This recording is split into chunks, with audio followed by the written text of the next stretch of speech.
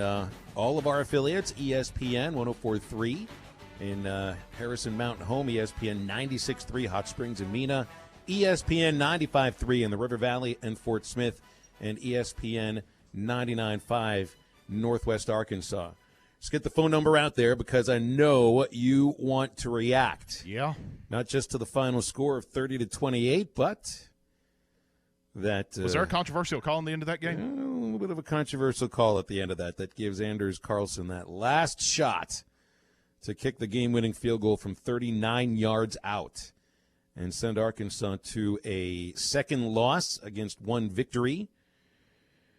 This is one of those games, SmackDown, that you're going to walk away feeling much better about your football team for a number of reasons, but that's also not going to cover up the pain that you're feeling right now, of feeling that you had one snatched away. That felt like, towards the end, certainly in the second half, like Arkansas was the better team.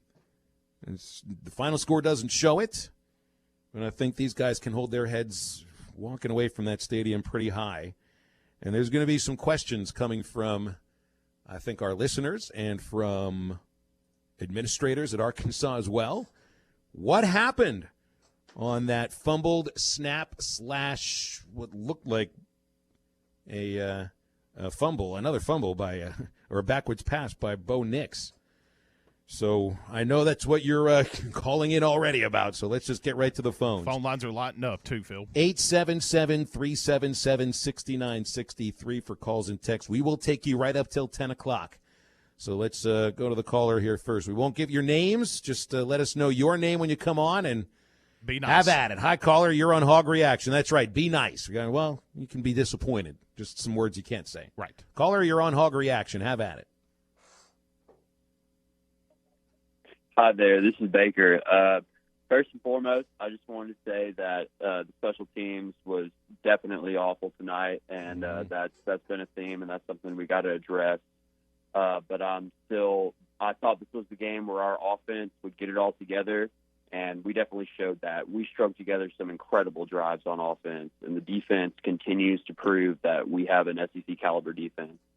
And then obviously the elephant in the room, that call at the end of the game was an absolute hose job. We have Terry McCauley on Twitter, a 3-time Super Bowl referee, saying that call was made incorrectly. That's as bad as I've ever seen as a Razorback fan. That includes 2009 Florida. That includes 2010 against Auburn when the fumble call didn't go our way. So everybody has a lot to be upset about, but our team is very good and will continue to improve. This one was stolen from us tonight. Go Hogs. Baker, thanks for the phone call. Baker. SmackDown, I think he mirrors the thoughts a lot of people have. First and foremost is you got hosed on that call at the end of the game. I don't think there's any doubt. When you're watching that and you see a fumbled snap and then a spike that looked like it just went backwards, never went forwards. I don't even think looks the right word. It did go backwards. And we were sitting in here watching this, and, I mean, you knew it was grounding. Obviously, it was grounding at the first part, but then I'm sitting here with Mason, who's running the board for us here, and you start looking, I was like, wait, that was a fumble because he threw it backwards. But I don't know. I was telling you this over the phone prior to this, and I talked to my parents. I've never seen a game end like that. I've never seen a grounding off of a spike like that. So be interesting to see how this whole thing plays out.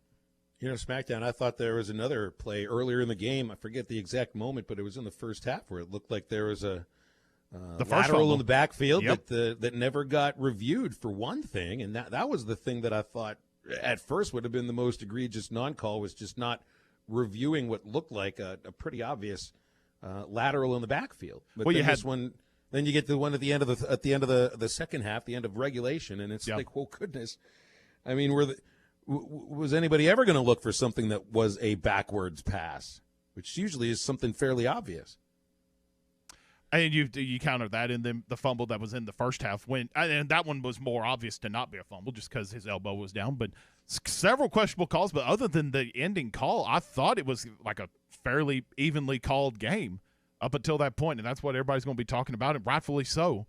And I think you've seen some Twitter message boards, and you've seen people come out on Twitter and basically say, like, the refs knew it was a fumble, but they didn't have clear indication of who recovered the ball, which obviously I believe it was Fouché that jumped onto the ball right at the end of the game, or right at the end of that play. But maybe I guess one of the officials blew the play dead, which I guess signals the end of that, and it's just the way it is. But before we take our next call, just Felipe Franks, and we're going to get plenty into the negatives. Let's just run through some stats real quick, because other than the first quarter, Phil, the second, third, and fourth quarter was fantastic football offensively and defensively, in my opinion. Felipe Franks finished 22 of 30, 318 yards, 4 touchdowns. That's impressive, but for me, Phil, second game in a row, no turnovers from Felipe Franks, which is a big win for the Razorbacks. Traylon Smith had a huge day running the football and catching the football, finished 81 yards rushing on 21 carries, and then caught 6 balls for 78 yards passing. And between those two guys, they really kept you in this ballgame offensively, Phil. Well, Smith does everything that you need a back to do right now. Seems he blocks fairly well. He's a little slippery, catches out of the backfield well. And, hey, I mean, would you have thought Felipe Franks would have his first 300-yard game at Arkansas without anything from Traylon Burks? Yeah, or Rakeem, or Rakeem Boyd, of course, right? I mean, that's supposed to be 2 of your best offensive players, really. But, I mean, there are other things to get to here. The special teams, obviously, a huge thumb down. Second block punt of the season. You miss the extra point, really, on a ball that just on a bad placement. Trey Knox drops what looked like a sure 2-point conversion. So special teams right now is got to be the number one concern for this group. Hey, let's get back to the phones. Calls are lit up here, so let's go here. Remember, we don't have your name, so we need your name when you know you're on the air. Hi, you're on Hog Reaction. Go for it. Hello, caller. You're on Hog Reaction. What's your name? Can you hear me? Yes, sir. We got you. Go for it. Look, I don't want to be presumptuous, but at the end of the day, it seems like I don't know if Tad Morris or Gus Malzahn just paid the refs. I don't know how much they paid, but I'm proud of the Hogs. I'm proud of what we stand for. I'm proud of our coach, Sam Pittman. I'm glad that he's here to stay. And honestly, I was seeing some nonsense on Twitter, guys. Kevin Kelly, head coach, Pulaski Academy, said, would Nick's throw on the spike be considered a backwards pass and lateral, therefore a fumble? And then he says, well, maybe not, because just because he was facing backwards doesn't mean the throw. Felt like we just lost him there for a second. Yeah, I mean, when you look at what constitutes a backward pass? It's the direction that it goes initially. But after a fumble, if the ball goes right at his feet, I mean, like right there next to his feet, that's a lateral. That's what looked like what happened. It's very interesting call. Back to the phones here. Hello, caller. You're on Hog Reaction. What are you thinking?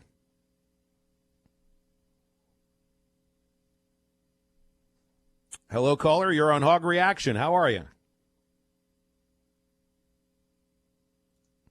Let's try somebody else. Next one on Hog Reaction. Hi, how you feel about that game?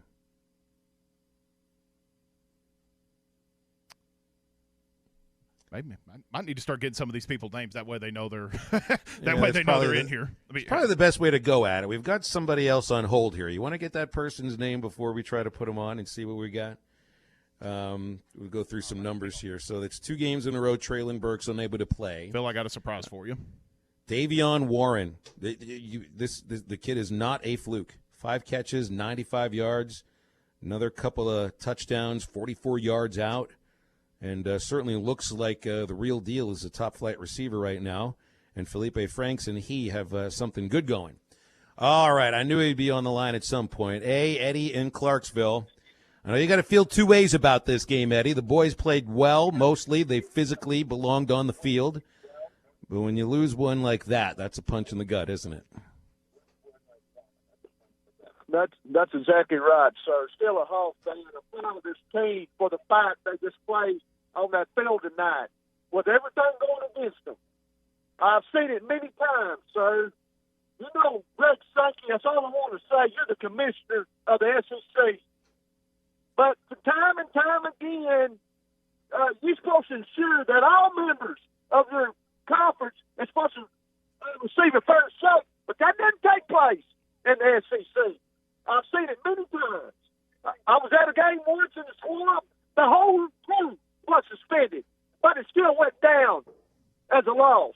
I mean, how I mean, we recovered a fumble down there. To me, there were two questionable fumbles in this game that Auburn got the benefit of. Shame on you.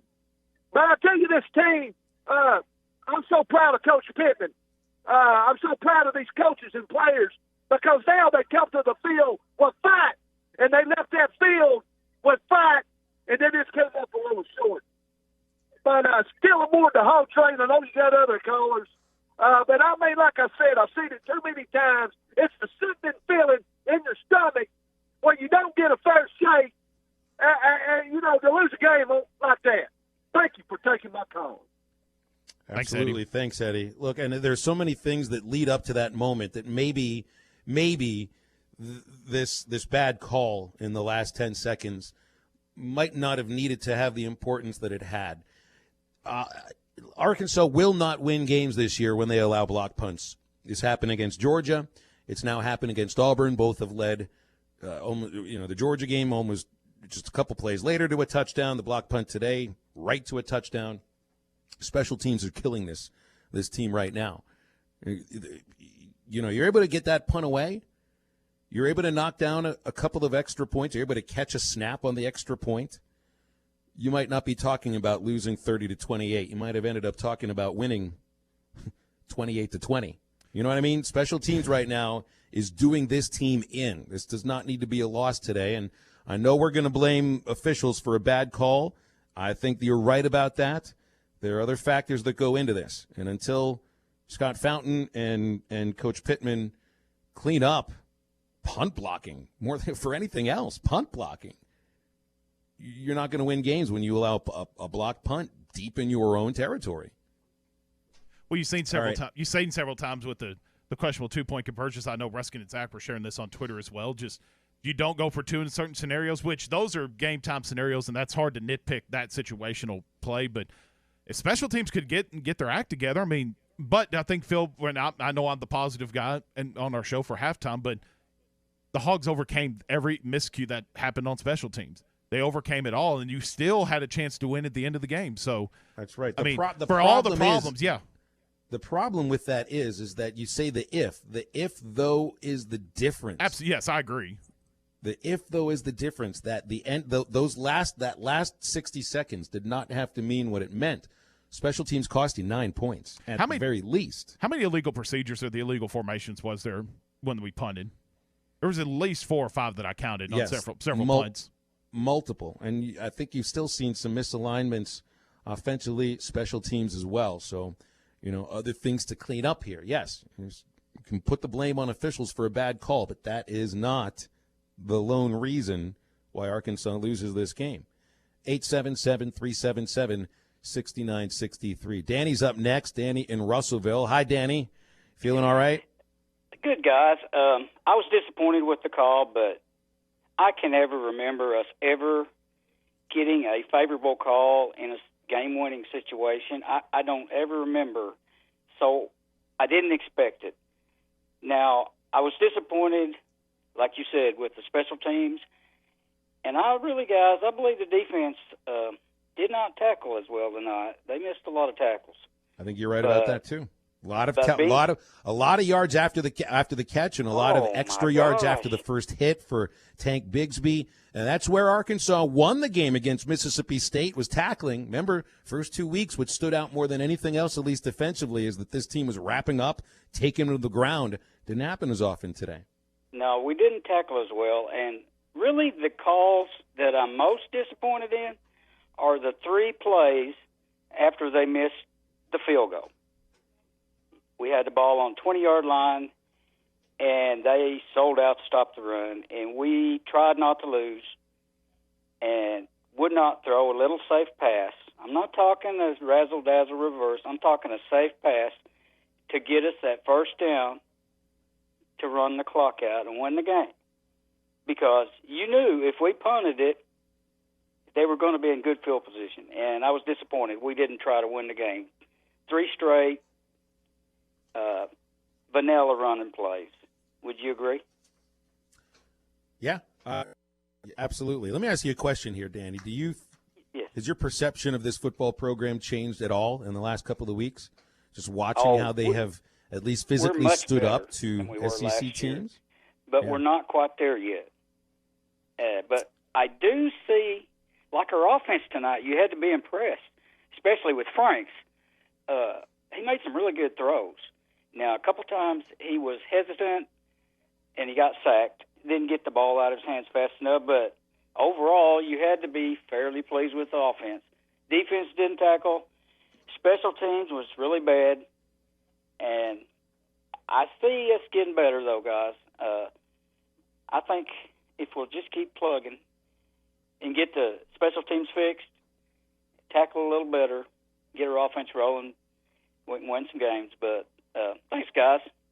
Thanks for You calling got in, it. Appreciate Danny. you calling in, Dan. It was really great to see offensively this team get going, and there's no doubt Franks makes throws that you have not seen an Arkansas quarterback make in a few years. And I think what was interesting to me, Phil, offensively, they weren't going fast. It wasn't. There was no huddle, obviously, but it wasn't breakneck speed like what we thought a Kendall Browse offense was be. They were taking their time. They were reading the defense and making the proper checkoffs.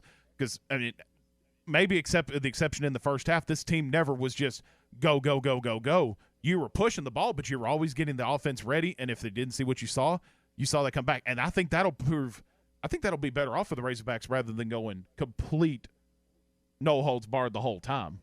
Because several times you saw them, whether it be a pass or run, but you saw the check down into Traylon Smith. You saw Felipe Franks make the easy throw rather than the risky throw, throwing it over the top. The play calling, with the exception of a few calls when Malik Hornsby came in, like Danny was talking about, and different things like that, offensively, I think that might have been your best game you've played. It was your best game to this point. No, it was. The gears have started to mesh offensively, but it's the same idea as having KJ Jefferson run, 2 running plays inside the 5-yard line, 3rd and 4th down. The same thing with Malik Hornsby. I don't get it. When Felipe Franks is moving your offense the way that he is, it's not the one play with Hornsby or Jefferson that's the issue.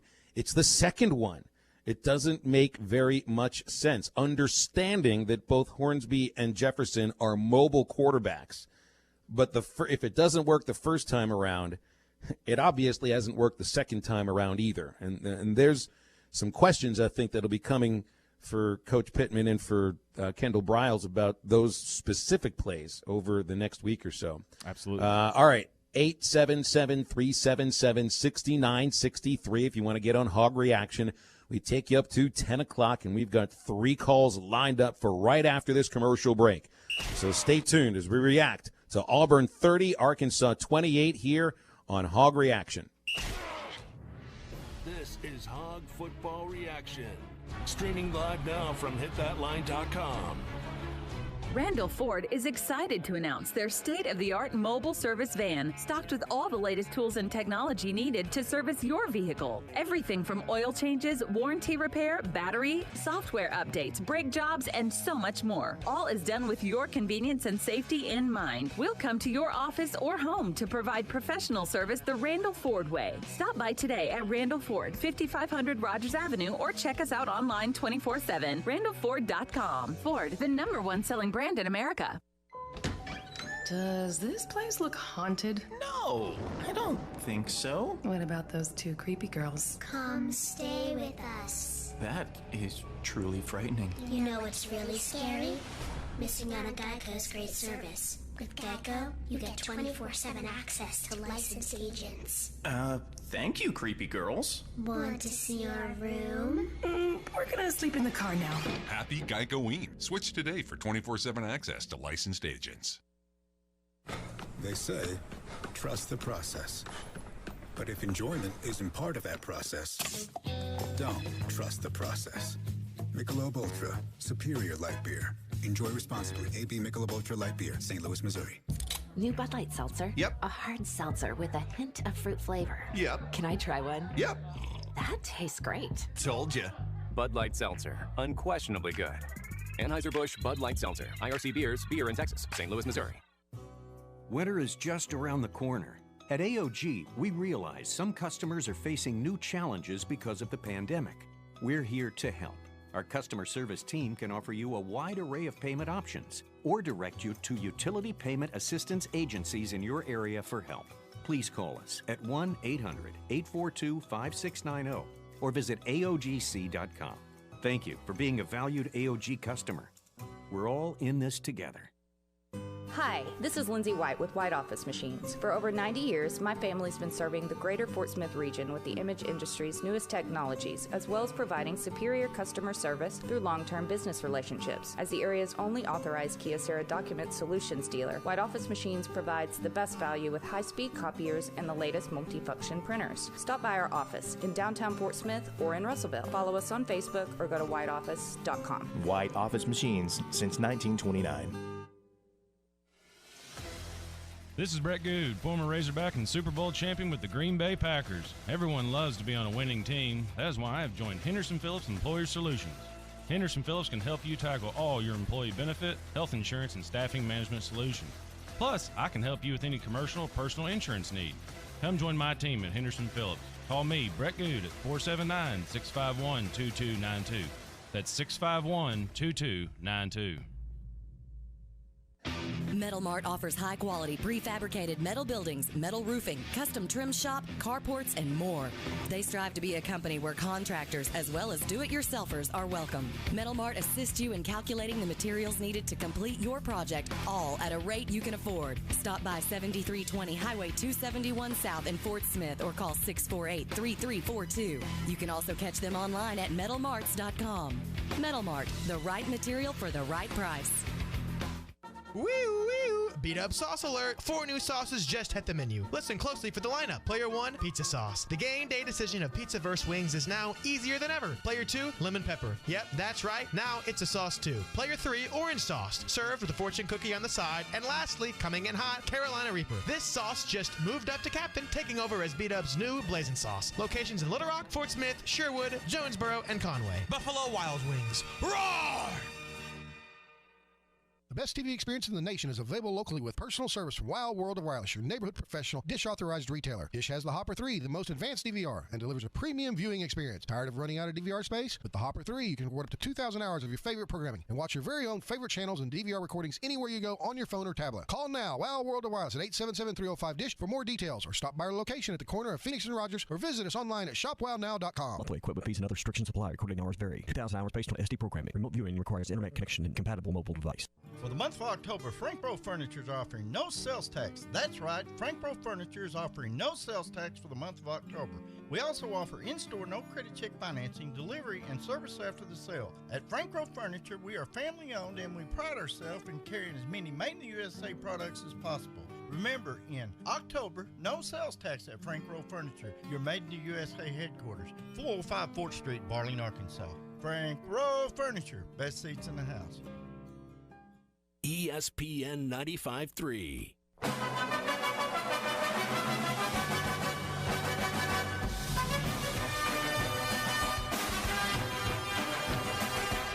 You're listening to Hog Reaction. Our special Razorback postgame coverage is presented by Bud Light. Boy, and today really does look like an upset Saturday across the SEC, does it not? Yeah. With Texas A&M upending fourth-ranked Florida at Kyle Field, with Missouri defeating LSU at Faro Field in Columbia, with Tennessee holding a halftime lead at Georgia. Where have we heard that before? And now with Alabama and Ole Miss tied 21 apiece going into the halftime locker room in Oxford. Admit it, Razorback fans, you were starting to feel it. I was too. Looked like Arkansas would be a part of upset Saturday, but instead it's just all of us upset. We're not part of the upsets on Saturday. 877-377-6963. If you want to get on Hog Reaction, let's go to Mike in Marshall. Hey, Mike, you're next on Hog Reaction. How are you? Hey, guys. Doing good. A little disappointed, of course. But I'm so excited about the team this year. They have it's like night and day compared to the past 2 seasons. It's different than night and day. Oh, yeah. We had, a bad quarter last quarter against Georgia and then like the first quarter today. But otherwise, we have stood toe-to-toe with 3 good caliber SEC opponents. And I'm just excited about this coaching staff. I'm excited about the players. And I just think we're going up from here. But like you guys were just saying, we're going to have some stiff competition. The ones, that we thought we might win, Ole Miss, Missouri, they're going to be tough. There are no gimmies in any game this year. It's no gimme. And I just, again, I'm so excited, disappointed about tonight. I thought we had our chances. And the last caller stole my thunder a little bit. I was just going to say I thought we were a little bit too conservative when we had it deep in our end zone with about 2 minutes left. If we could have just gotten that one first down, that bad call wouldn't have mattered. It wouldn't have happened. We could have run out the clock and won the game. But go Hogs. I'm excited for this season. I think we'll get 2 or 3 more wins this year, and it's only up from here. Thanks, guys, for taking my call. I hear you, Mike. Got it, Mike. Appreciate you calling in, and it's the truth too. I mean, we can talk about that this call at the end of the game until we're blue in the face, but it did not need to come to that. No, that's what happens when there are enough mistakes made where you might have had a chance to salt the game away, but it's not salted away, and you might be trailing at the end. You need a lucky break, like a quarterback fumbling a snap on a spike to get out with a victory. And it's Auburn that turns out to be lucky in the end here. It did not have to come down to that.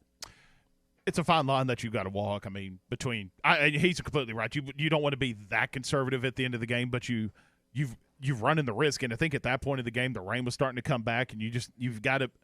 I don't mind them being conservative, but I agree that it was almost too conservative at the end of that ball game. So that's a tough pill to swallow when you got a quarterback who completed 22 of 30 passes and a running back that was getting what I need to look see what his average yards a carry was. And Traylon was great coming out of the backfield catching the ball, 6 catches, 78 yards plus a touchdown, and I mean every time they targeted him he caught one. So he averaged 4 yards a carry. Traylon Smith did. This is not a team right now that looks like they'd be able to run the clock out just by handing it off.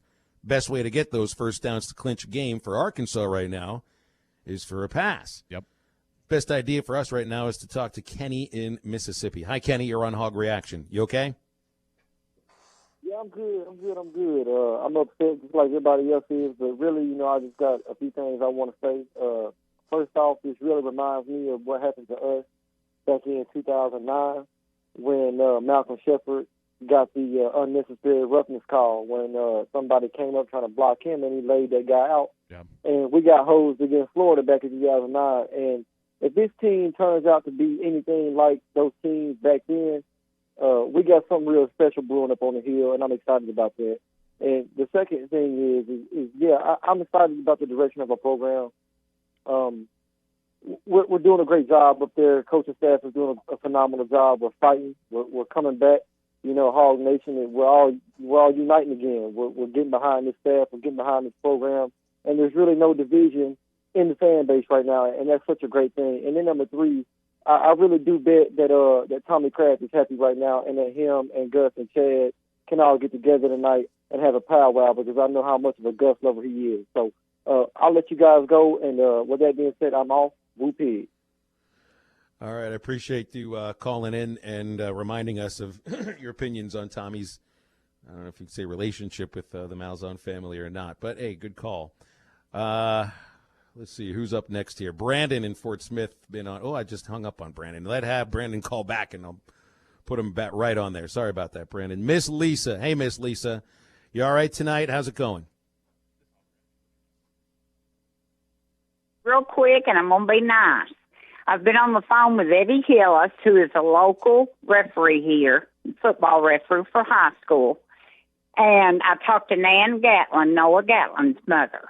And the coach, first I'll start, I'm trying not to break down and cry, but I am just beside myself over that screwing we got. Mm-hmm. And yes, it was a screwing. But anyway, she said, Coach Pittman told them players, he said, we did not lose this game. We've got some things we've got to clean up. We won this game, and we're going to win some more games, and we're going to get to a bowl game somehow, somewhere. And I just want to brag on our coach. Y'all, we've got the coach we need. We've got a good coach. But pray for me tonight when you go to bed because my heart is beating. My husband's counting my beats per minute. I'm getting about 10 or 11 beats a minute. And I'm not joking. I almost ran crazy out here Now, I know we missed some extra points, special teams. I could go on and on, but I know I can't take the whole show up because y'all got other callers. But it just made me sick. Auburn and Ole Miss are the two SEC teams I cannot take. And Ole Miss, Nan Gatlin, Noah's mother, told me that after the game, Chad Morris and Gus Malzahn couldn't get off that field quick enough because Arkansas fans were chasing them. And the referees, too, and that they're still in a meeting. Now, it's time to get the referees out of Birmingham, Alabama, put them in Memphis, put them up in Iowa, put them in Hawaii. I don't care who you get. But get another conference of officials to view these. If you're going to have special replay, get the call right. It was a bad call, Phil. Don't you agree?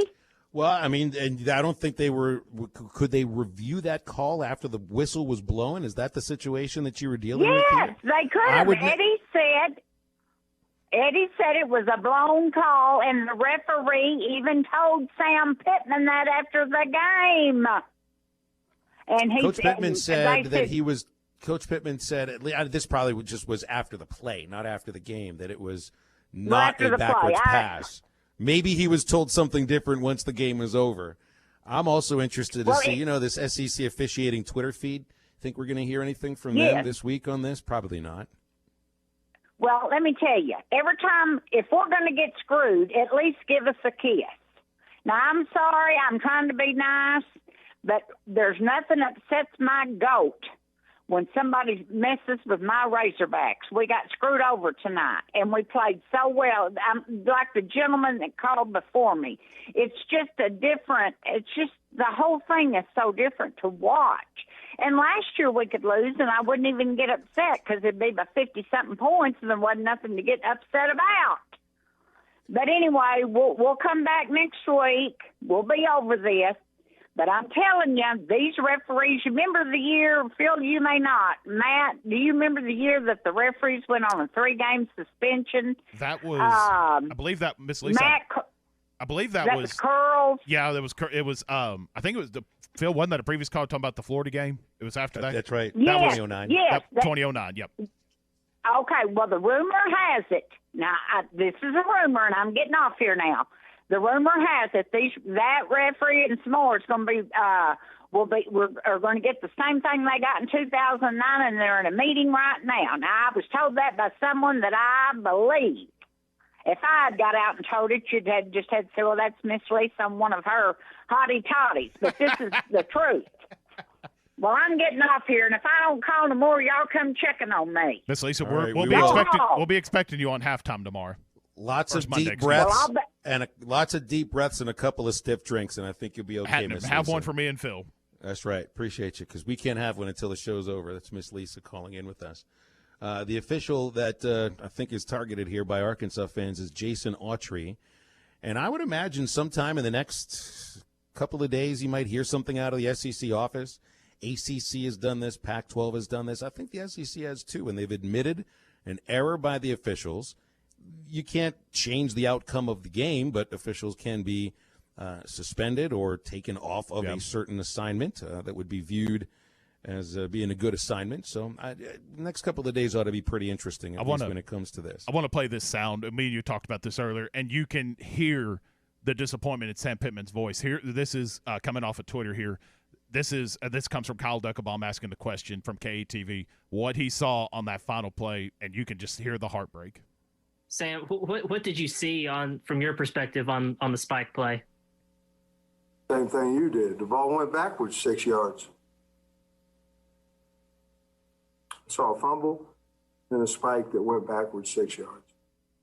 Hey, it's to a T what everybody's feeling right now, Phil. So, and then you're given an explanation that it wasn't a backwards pass, and there were 2 laterals that were not ruled as fumbles against Auburn. One of them was not even reviewed in the first half. That's 2 turnovers that Arkansas should have been credited. Got nothing for it.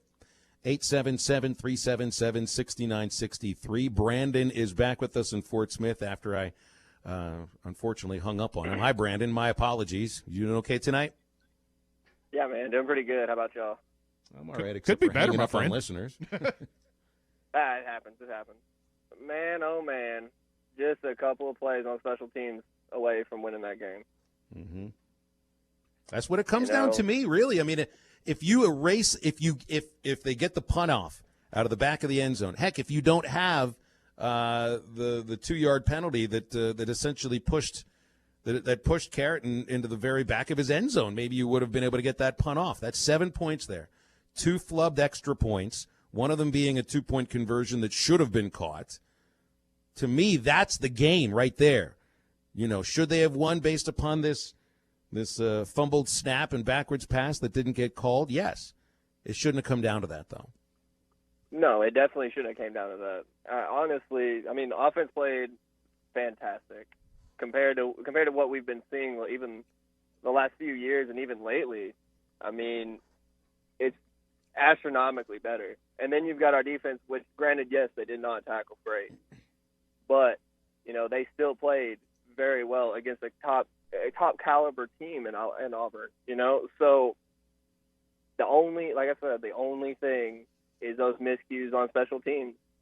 That's really it. I'm not going to harp on the rest. We all saw what we saw. So let me read y'all this real quick, Brandon, while you're still on here with us. This is Matt Jones from the Democrat Gazette during the Arkansas postgame show prior to the press conference. He said in a quote, "They just said it was a fumble, a backward pass, but they blew the whistle before we recovered the ball, so they couldn't review that. I guess that's the explanation that I got." So Sam and that comes from Pittman is Sam given Pittman an via the radio show. Pittman's given an explanation initially that it's not a backwards pass. That's after the call. And then there's a second explanation after the game that he's given that the whistle was blown. So Right. what's the real reason here? Well, then to get 2 reasons from the officials is not going to paper this over for anybody. In a reply tweet from Matt Jones, he said Pittman gave a differing explanation in his postgame Zoom call with reporters. Pittman said, I was told it wasn't a backwards pass, and a reporter asked, so you were told it was not a backwards pass, and he said, that's what I said. So and then he is told it's a backwards pass probably like 20 minutes later. Very, very interesting. Very interesting. And you know me, SmackDown, I don't like to get into the idea of conspiracy theories and the office being in Birmingham, just 2 hours away from Brandon, Auburn. thanks for calling in, friend. Man. It's a good call, Brandon. Thanks so much. Let's go back to the phones here. Cody, knew you'd be dialing in. Cody, you all right today? Better nights, that's for sure. Yeah, I can tell by your voice, man. It's a good football game, though. I got to tell you this, though, Cody, and maybe you agree with me here. Maybe it feels good to finally go in expecting a win and to actually feel like you had one robbed from you at the end rather than just be resigned that you're going to lose every time you go in. Yeah, man, it feels good. I legitimately thought Arkansas was going to win this football game this Saturday, and they should have. It's crazy. SmackDown timed it perfectly, but here's what really happened. I think Pittman challenged the play or whatever at the timeout. They blew the whistle. They anticipated a spike. So they blew the whistle thinking it was going to be spiked immediately. It fumbled, had a no-crap moment. He throws the ball back. It's hard. I mean, I'm emotional, man. They played hard, guys. He snapped the ball backwards. We saw it. Watch his hand motion. It goes backwards. Watch where the ball lands. It lands at his feet. The ball comes to you in front of you. So if the ball lands by your feet, it's gone backwards. Mm-hmm. Pittman had to – here's what I think happened to SmackDown after you said that, because that is what Pittman originally said to Chuck in the post-game interview. Wonder if Hunter had to be that leader that he is and tell Sam, hey, correct what you said after this game. We can't get fined. We can't get in trouble for what happened. It'll all come out on Monday. Yeah. But because that's what he said after. That's what he said to Chuck. Go back and listen to Chuck's post-game interview with him. And the guys, I don't care at this point. It is what it is. We, as Arkansas fans, it sucks to say this, but we got screwed against Florida. We get screwed all the time. But, man, Sam Pittman is bringing us together as a state, and I couldn't be more proud of a group of young men. They're young men. And, guys, we got walk-ons playing defense. We got our 2 best offensive skill players out, and God bless Trey Knox. He dropped a few balls tonight. Yeah, I don't know what's going on with that kid, but I hope he gets his head out of his rear end. You know, I know that sounds funny, but I hope he does. But man, what a great running game! What catch the ball, the backfield, just a lot of heart. Felipe, just I'm happy to be a Hog, and, man, I feel like the state's coming back together. Y'all have a good one. Thanks, Cody. Thank you very much, Cody. I mean, could you imagine, though, what the running game could look like if and when Rakeem Boyd comes back healthy? And you get a couple of pretty dangerous-looking backs there. You got a solid 1-2 punch right now. Absolutely. One more call before the break. 877-377-6963. Text as well. The 479. Zebras rob the victory. You don't believe in moral victories. Good, because there is no such a thing. Those are my words. This was a moral letdown by the SEC. Yep, heart ripped right out of your chest and shown to you. Another text out of the 479. Franks was better if you factor in the dropped passes. That's right. What happened to Knox? There's another question about Trey Knox. Really fallen off the radar. He caught no balls, and the drop in the back of the end zone on the 2-point conversion when you lose by 2. That's going to be tough to swallow as well. Yep. Back to the phones. It's one of those if plays. I mean, you're talking. Just there's a bunch of ifs in this ball game. If that happens, if this happens, and through it all, you still had a chance. I didn't mean to cut you off. I apologize. Well, that's okay. Let's go back to the phones here before the break. Mark in Jonesboro. Hi, Mark. You're on Hog Reaction. What's up? Hey, gentlemen. I'll try to get through this pretty quick because I know you're running up against the break, but I've got a flood of emotions coming over me tonight. Part of me is happy because I am caring enough again about Razorback football to be as nuclear-level mad as I am, because this was a screw job to the nth degree. Matt, I think you're the wrestling fan. This rivals the Bret Hart Montreal screw job. This is worse than the Montreal screw job? That's saying something. That's saying something, Mark. It's on the same level. It's on the same level. Hey, I might have to agree with you, brother. I might have to agree. I am a believer in the Big 7, Little 7 theory of the SEC and the home office being in Birmingham and protect the higher ranking at all costs. Because tonight it looks like that the crazy tinfoil conspiracy theory is being upheld. Because if you look at all of the halftime shows on every game going on right now, this is the talk of college football and how this call was completely blown. Just absolutely blown, and cost Arkansas an upset victory for the second week in a row over a ranked team. Now, what needs to happen here is, and I have full faith in Pittman to do this, 24-hour rule stays into effect. You take this, you use it as fuel, and you take it out on Lane Kiffin and Ole Miss when they come to Fayetteville next weekend. But to circle this back around, it kind of feels good in a sick kind of way that I care enough again to be this mad. So I'll leave you with that, gentlemen.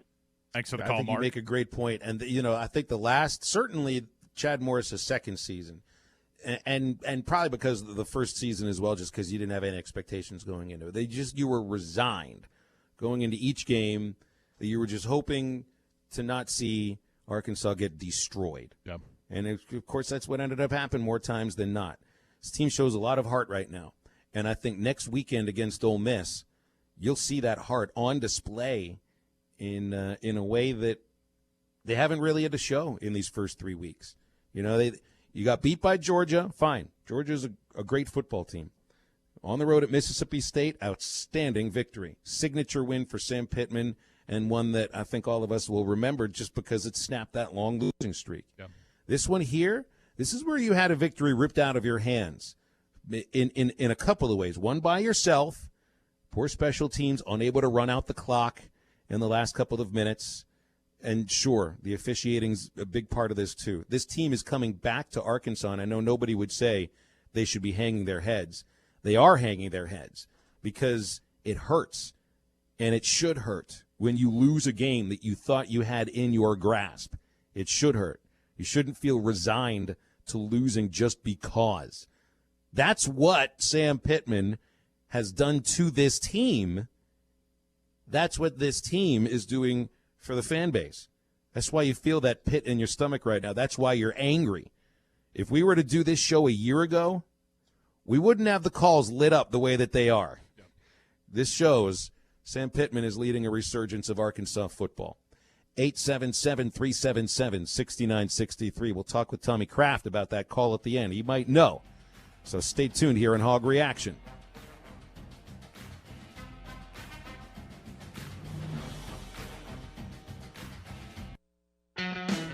Morgan Motor Company, your 2020 Dealer Rater Dealer of the Year, has 4 great locations in the River Valley, giving you a huge selection of new and pre-owned vehicles. Choose from Ford, Chrysler, Dodge, Jeep, and Chevrolet vehicles right now at Whitson Morgan Motor Company. See their reviews and compare with others. That many people can't be wrong. Visit Whitson Morgan in Clarksville, Ozark, and Russellville, or log on at whitsonmorgan.com for selections and great deals to serve you today. Hey, this is Ted with Ed Walker's Drive-In. For more than 70 years, Ed Walker's has been the place to go for the best French dips and hand-patted hamburgers in town.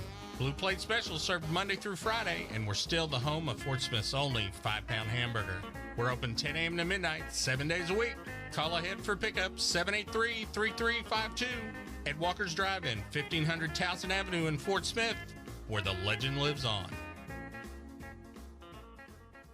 Are you looking for a new place to call home? Whether you're looking for an apartment, duplex, townhome, or a house, Trinity Multifamily has you covered. They even have options in surrounding states, from Texas to Michigan and Kansas to Tennessee. If you're looking for a new place to call home, make Trinity Multifamily your first call at 479-452-1817. That's 479-452-1817. Or online at trinitymultifamily.com to search rental properties near you. Did you know that you can get your car serviced or repaired without ever leaving your house? All you have to do is call Jody's Auto Service Center at 479-649-3399. Jody's will pick up your vehicle, service or repair it for you, and return it fully disinfected to your driveway. Pickup and delivery is free for jobs $75 or more. Jobs less than $75 can be picked up and returned for a $10 fee. Let Jody's Auto Service Centers handle all your service and vehicle repair needs. Call 479-649-3399. Jody's Auto Service Center. Standard Materials Group has immediate openings for ready-mix drivers in the Northwest Arkansas area. If you have a CDL license without an automatic restriction and want to be home every night, want to work with a company that offers great pay, benefits, and a great team environment with growth opportunities, apply today at jobs.crh.com. Again, that's jobs.crh.com. Standard Materials Group is an equal opportunity employer. B&J Comfort Solutions provides home comfort and energy solutions to the River Valley, specializing in residential sales, service, and installation, offering only the absolute best customer service around. Call in for any of your service, maintenance, or replacement needs. B&J Comfort Solutions offer an industry-leading 5-year labor warranty on all new system installations. Veteran-owned and operated, and satisfaction is always guaranteed. Contact B&J Comfort Solutions today at 479-646-0284. Watch every Hog game this season at Joe's Grill and Cantina, your home for half-price apps and taps during every Hog game. With TVs all around the restaurant, you'll have a front row seat for all the action. Half-price appetizers like Joe's Sampler Platter, Ballpark Nachos, 10-layer dip, brisket nachos, and Mexican pizza. And ask about Joe's tailgate packages to make your football experience even better in the comfort of your home. Half-price apps and taps for every Hog game at Joe's Grill and Cantina, 3400 South 74th Street, across from Harps.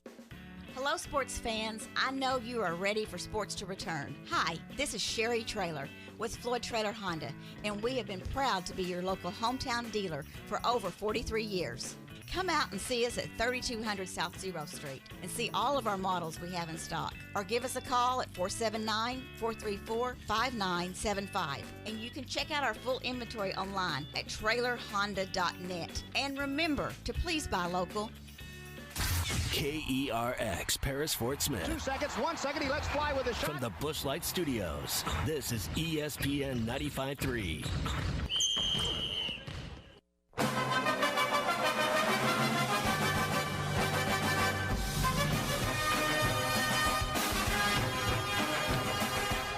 You're listening to Hog Reaction. Our special Razorback postgame coverage is presented by Bud Light.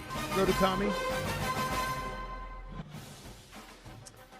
All right, back on Hog Reaction as we wrap up this first hour. We will be taking you right up to 10 o'clock and talking Arkansas dropping another one, a heartbreaker to Auburn, 30-28. Let's go to John in Bentonville here on Hog Reaction. Hey, John, how are you? Hey, good. How are you? Doing okay, man. Thanks for holding. Good. Hey, just a quick one-issue call here. There was a few callers back where you eternally hear these people who love to repeat things that they've heard on TV, talk with TV talking heads or radio talking heads, and they'll come in and they'll say, "Oh, well, you shouldn't have put yourself in a position to be impacted by a bad call." That's the words of people who never played the game, and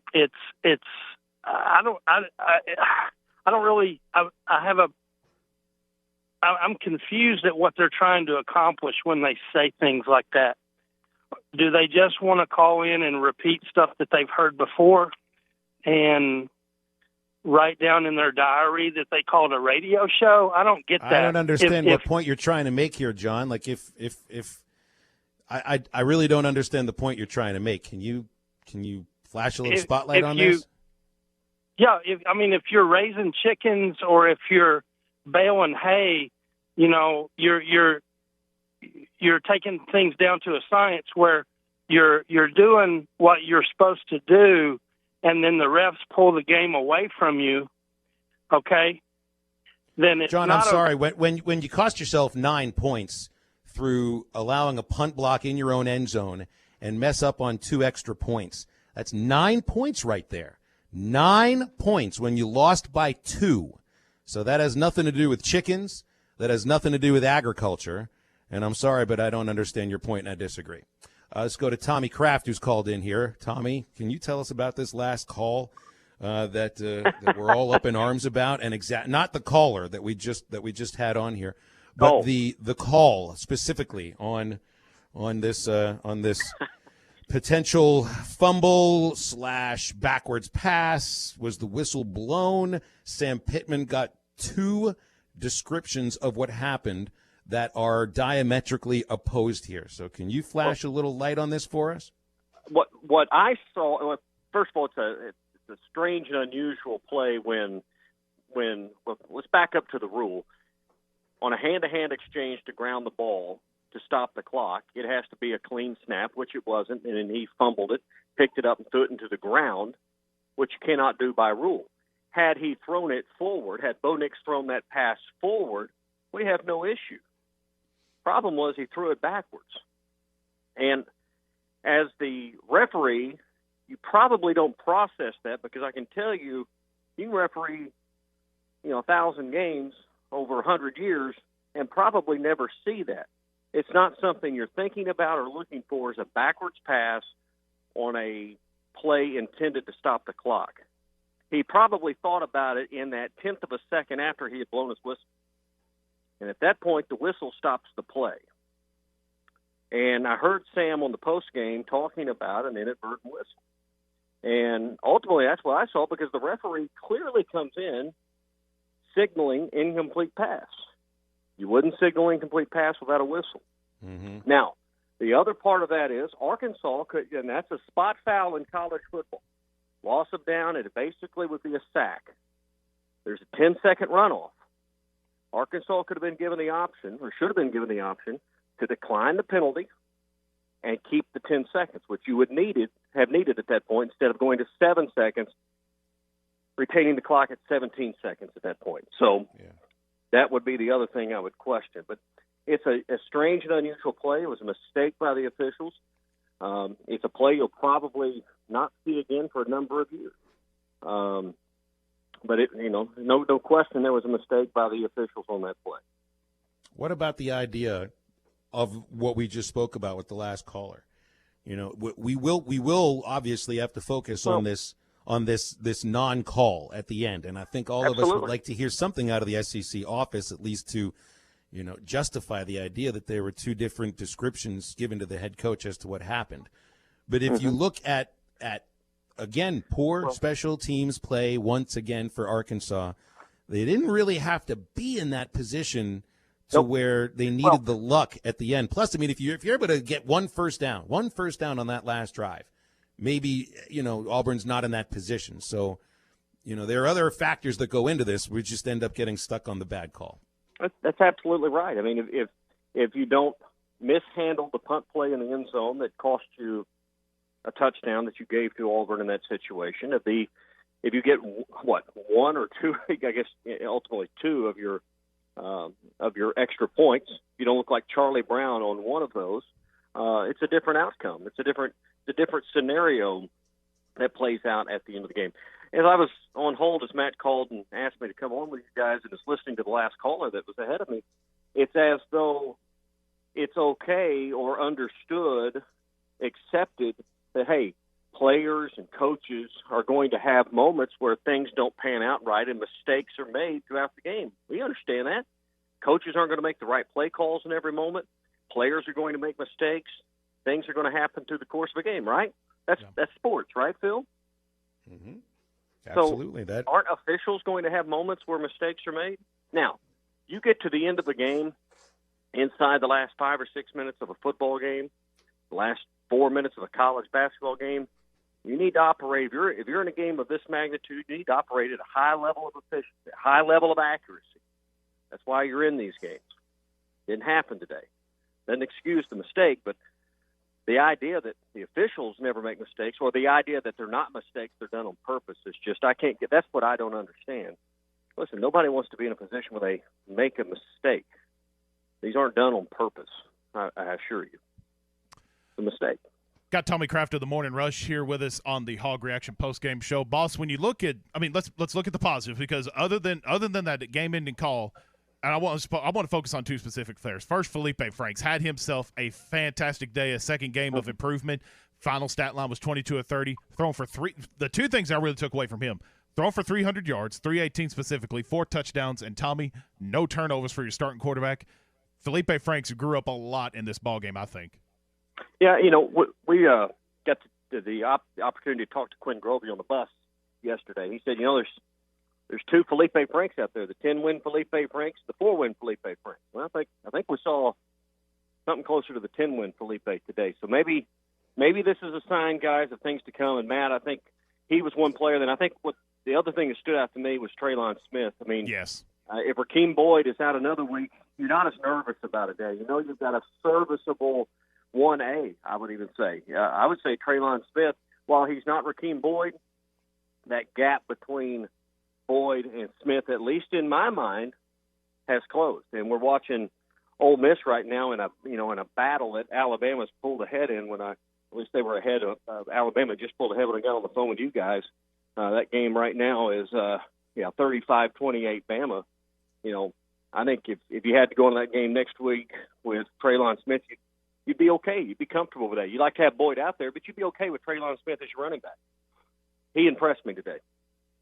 When you also look, I think when you move forward for the rest of the year, one thing me and Phil were talking about before we got you on, you have a solid 1-2 punch now, where we thought that Traylon Smith could be just maybe a solid piece, one that you could throw in for a couple times. But I think at the beginning of the year, I think we all would agree it's Rakeem Boyd's rushing show. Now, with how Traylon Smith performed, both in the backfield but also catching balls, you've got a solid 1-2 punch in that backfield for the Razorbacks moving forward.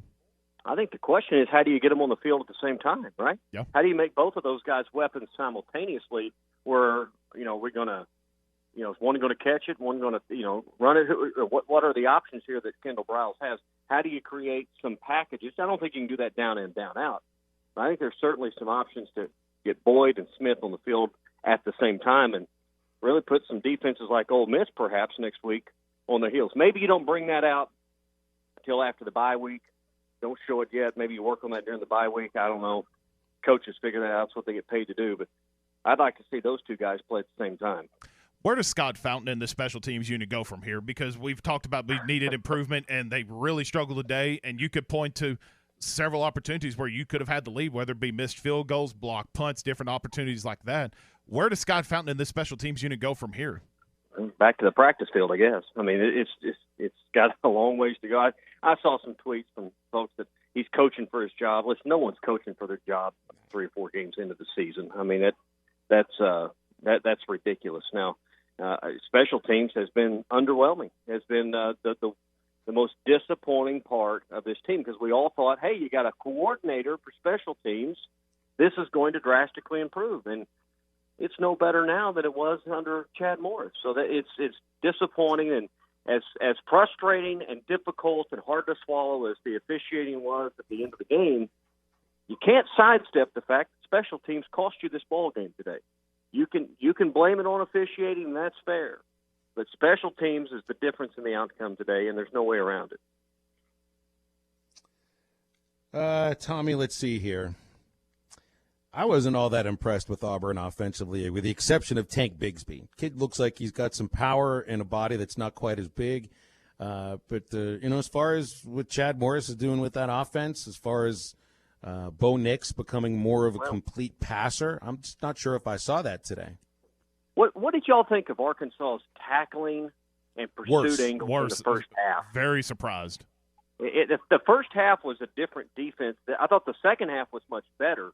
I thought the first half, it didn't look like the defense we had seen the first two games. I thought the second half was much closer, but I thought they allowed Auburn to look better offensively. I thought the second half it was much closer to the Arkansas defense we had seen, and they, I think Auburn's. I don't expect Auburn to be, I don't have their schedule right in front of me. If Auburn wins eight or nine ball games, I'm gonna be surprised. They've already lost one, so I guess they're probably not going to beat Bama, would be my guess. They lost three more ball games along the way. I would not be surprised. They go to South Carolina and to Ole Miss their next two games. Their next big meaningful game. When you look at it, LSU falling to Missouri. They play them on Halloween. Yeah. Probably their next big one would be Tennessee, November 21st. You end the year with Tennessee at Alabama and then versus A&M to end the year. Yeah, they lost all three of those right now. Wouldn't surprise me. I mean, based on that, so and I'm going to tell you, the way Ole Miss is playing Bama tonight, Arkansas is going to have their hands full, and Auburn will too. So, but I was a little surprised by Arkansas's lack of tackling in the first half, and I was glad to see a team that got better and improved on some things in the second half. Did y'all see that the same way, or is that just me? No, I think we all saw that. Yep. Weren't wrapping up quite as easy. You had Tigers bouncing off tackles where you didn't see that the first 2 weeks. I don't think there's any doubt. There's one thing I did remember I wanted to ask about with these punt blocks, because it came from the same spot in the Georgia game. It's the right side of the line on punt protection that has broken down on both of these punt blocks. I can't quite tell who it is that's been getting beaten, but it's the same side of the line. And that's got to be fixed immediately because, we've said this from the start. Like, it's great to see Arkansas playing tougher, hanging with teams in the SEC. But I just don't think this is a team that can survive special teams mistakes and win on a weekly basis. Like, they almost have to be perfect on special teams, and they just haven't been. Yeah, the punt protection is one thing. You can't really say that's weather-related.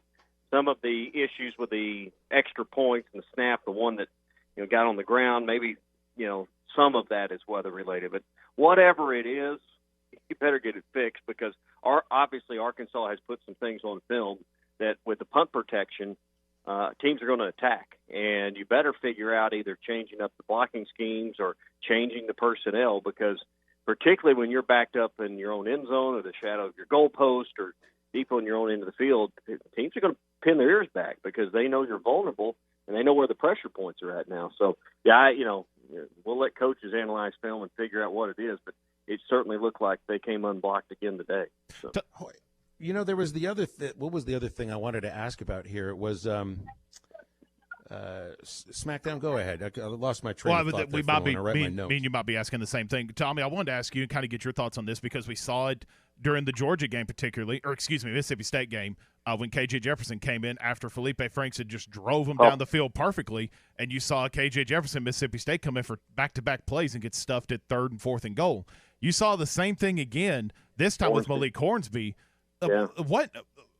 And I'm not a coach, don't get me wrong, and they may have some reasoning behind that. Why, if you're Kendall Briles in this team, are you taking out your starting quarterback when you drove him down the field and had literally at that point no problem moving the ball down the field against that defense, and you put in a freshman in a very crucial part of that ball game?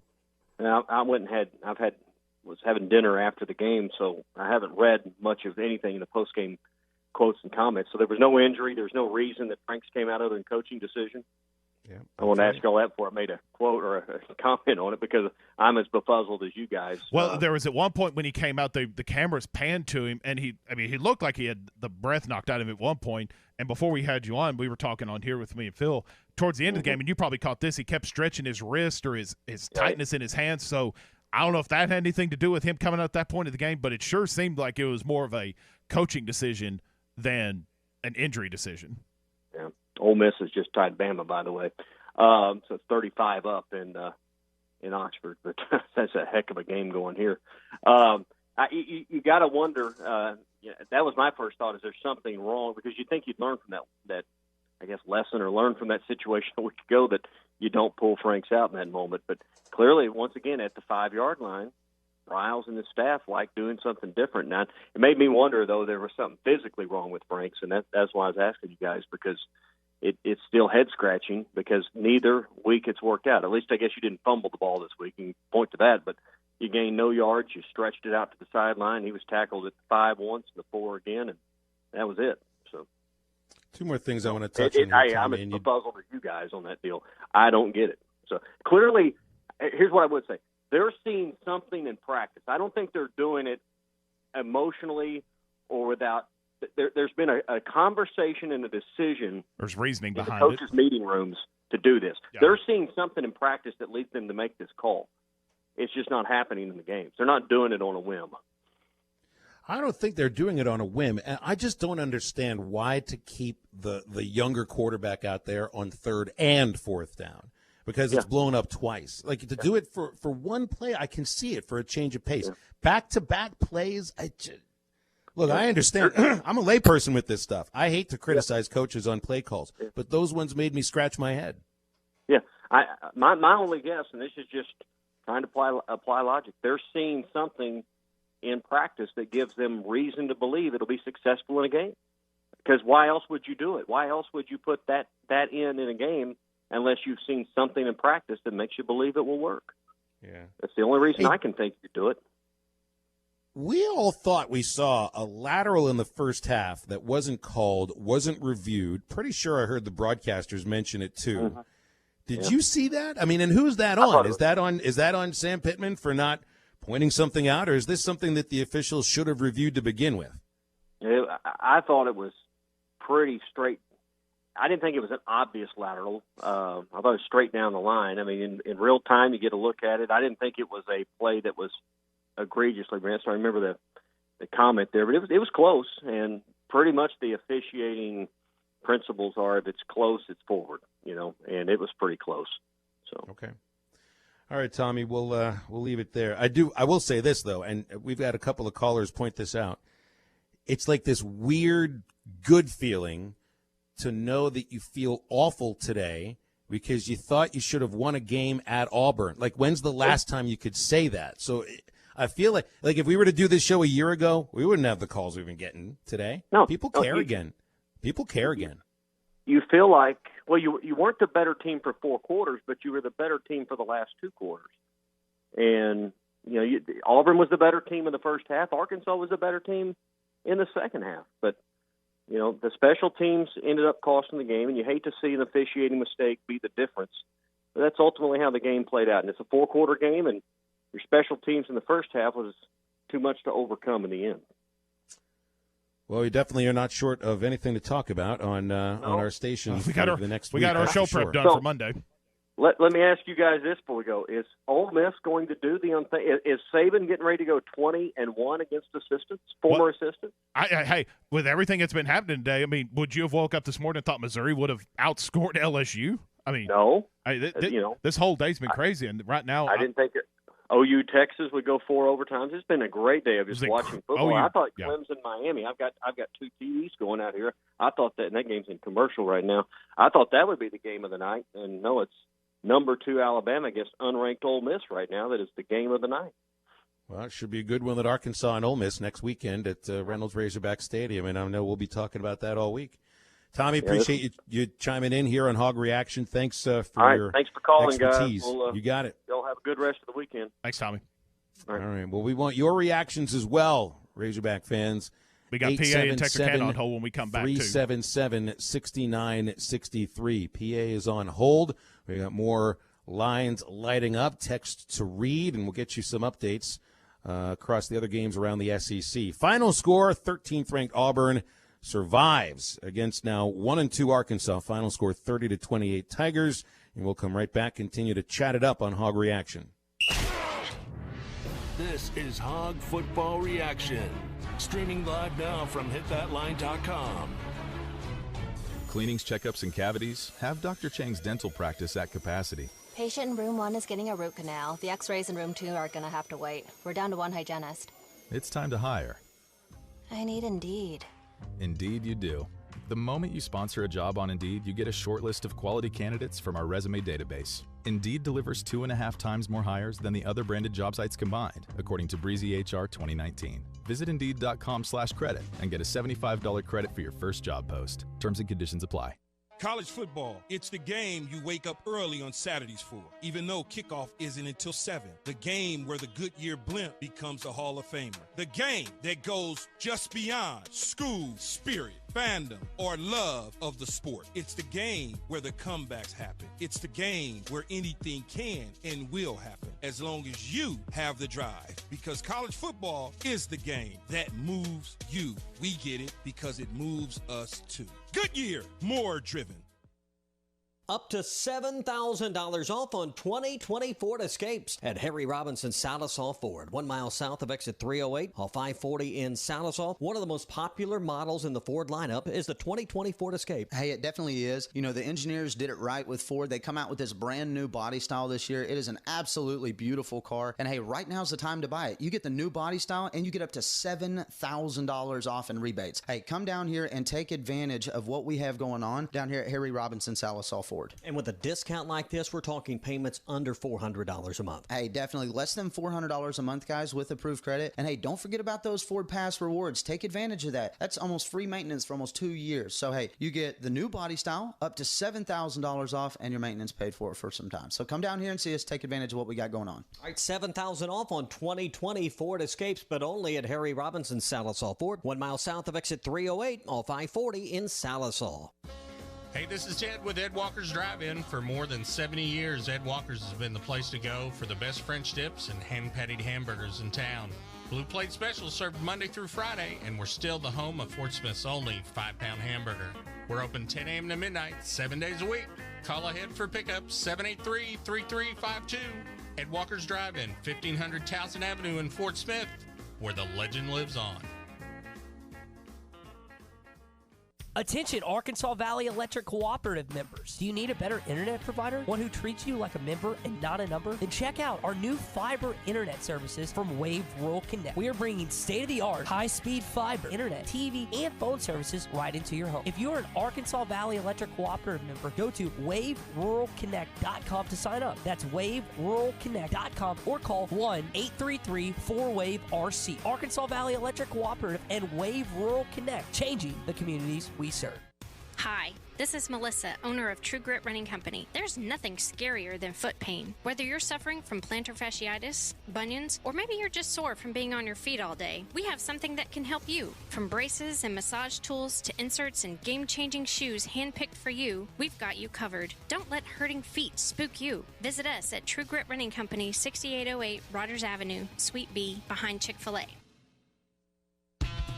It's that time of year, time to clean. Let ServiceMaster Clean help you with your carpet, upholstery, and floor cleaning. ServiceMaster Clean has been an industry leader for more than 60 years and back their work with a satisfaction guarantee. Eliminate dirt and grime from your carpet, hardwood, tile, and laminate floors. Call your local ServiceMaster Clean, 479-646-4087. That's 646-4087 or ServiceMasterPC.com.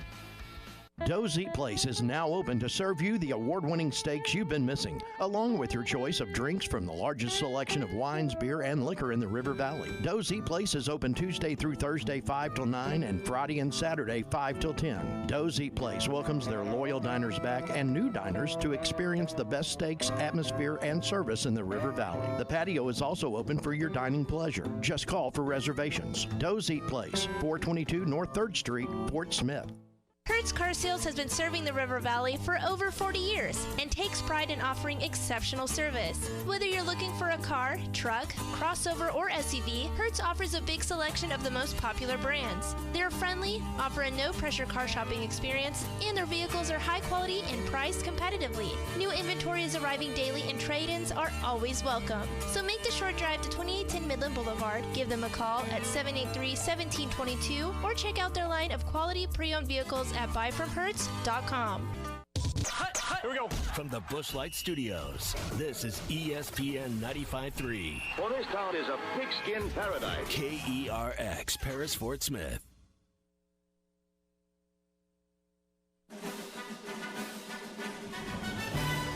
Welcome to the Hog Reaction Show, the only show where you can give your postgame takes on the air. Call or text 877-377-6963. Our reactions, your reactions, all the reactions start right now.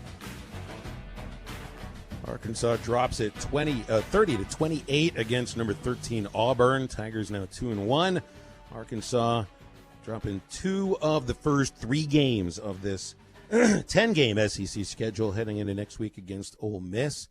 It's now 5 years in a row Arkansas loses to Auburn, but this is the closest one. You obviously know the last 4 years have been pretty ugly with Arkansas. Auburn.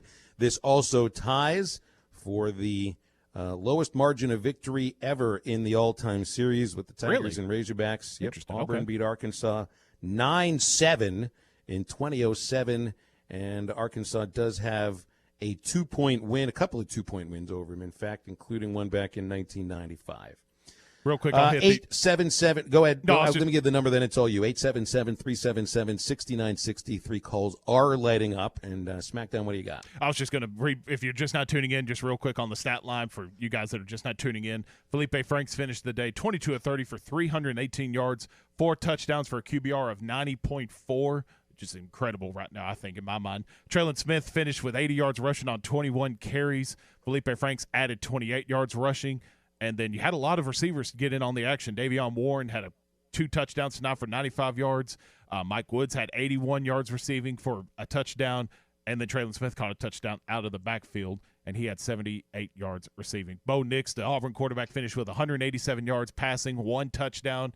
Tank Bigsby, who had just ran all over, and I know we talked about this during the break, rushed for 146 yards, and as a team, Auburn rushed for 259 yards against the Razorbacks. And I don't know if the conditions had anything to do with that, or if that was just how keen in Auburn was to get the run going. They obviously did that, and that's going to be. This was not from a lack of trying for both teams. SmackDown. Arkansas attempted 42 rushes, averaged 2.8 yards per rush. Auburn attempted 41 rushes and averaged 6.3 yards per rush. So I wouldn't put it on the rain. Both teams tried to establish the run. Only one of them did, and it is a team at Auburn that had been struggling to get the running game going in their first 2 games, and were without their starting left tackle, Austin Troxell, who was unavailable for the game today. So there's definitely one aspect of this one that you've got to worry about a little bit, that the tackling that Arkansas did so well in weeks 1 and 2 wasn't there today against the Auburn Tigers. A couple of callers lined up. PA in Texarkana has been on hold for a bit. Hi, PA. Appreciate you calling in. How are you? I'm okay. I guess was to be expected. I just wanted to make a couple of minor points. It won't take but just a second here. First of all, today's modern referee, they are lectured and lectured and lectured, because I know one here in Texarkana that called the Super Bowl 6-7 years ago. His name's Bobby Abel. But anyway, he's man chickens. I know. But he was talking about that they are lectured every year. I mean, to a point where they kind of get tired of hearing it, to not blow that whistle until they're sure the play is over with. They'd rather err on the other side, because you can always sort things out by looking at the review. You can't sort it out after you've blown the whistle. Too late then. So they're told not to have a quick whistle, unless somebody's holding somebody up and somebody's about to get speared. And obviously that wasn't the case. But the umps are told not to blow that whistle so quickly. And you know what, PA? I mean, you make a really good point there. Let me just step in for a quick moment here. I mean, and it is. I don't want to make it seem like I'm defending the official, but it is important to remember there's a lot that he's looking at there in a very small space, looking through a lot of legs, and at the same time, and PA makes the point that a couple of other callers have too, Tommy did the same, they're anticipating the spike. Yes. So when you see That's it, yeah. a snap, a bad snap that still could look very much like a spike, hey, that's and the rareness of this. That's why I'd be a pretty bad football official. I don't know if I'd be able to tell the difference between one or the other. That's also why these guys are on the field, to be able to tell the difference in a moment like that. And, they have to be better than that moment. And, unfortunately for Arkansas fans today, the moment was better than the official. PA, you're back on. Sorry about that. That's okay. What I was saying is they're not taught to anticipate. They're taught to react to what they see and give it a common sense view, and because you can always sort things out in the end via the replay, the review. And that was one thing. But the second thing, and I guess this upsets you more than even that did, and this was our fault. On 3rd and 12, we chose just to snap the ball to Franks, who did a great job today, by the way, and should be player of the game. And just allowing him to run around left end and get as many yards as he could. Really not trying to make a first down, just forcing get a few yards and forcing them to make call their last time out. But I don't like that call, and I know hindsight's 20/20, but when you've got a hot quarterback and he's been completing intermediate passes all day long at a real good percentage, I think you try to make that first down. You put the onus on yourself. You don't hope the other team messes up.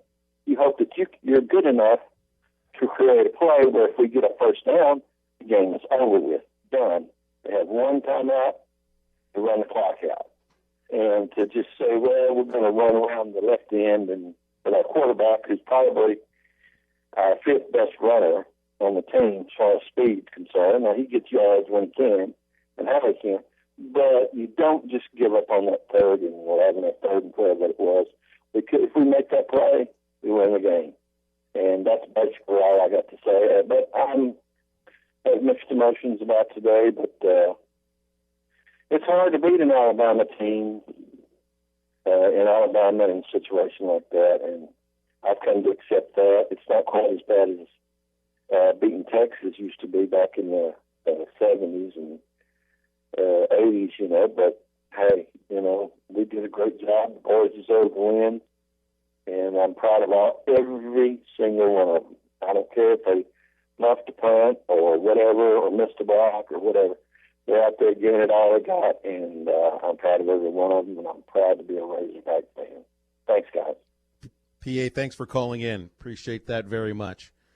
Let's go back to the phones here, and Joseph is in Fort Smith. Hey, Joseph, you're on Hog Reaction. Go for it. Hey, guys, a couple quick things. One, I've been listening to the station since day one. I mean, however many thousands of years ago that was. I am shocked, I tell you, that I heard Tommy Kraft say a ref got something wrong. I mean, is that the first time ever, or what? He's admitted you have to pick your tongue up off the floor, sling it over your shoulder. When did Tommy get this bad rep right now?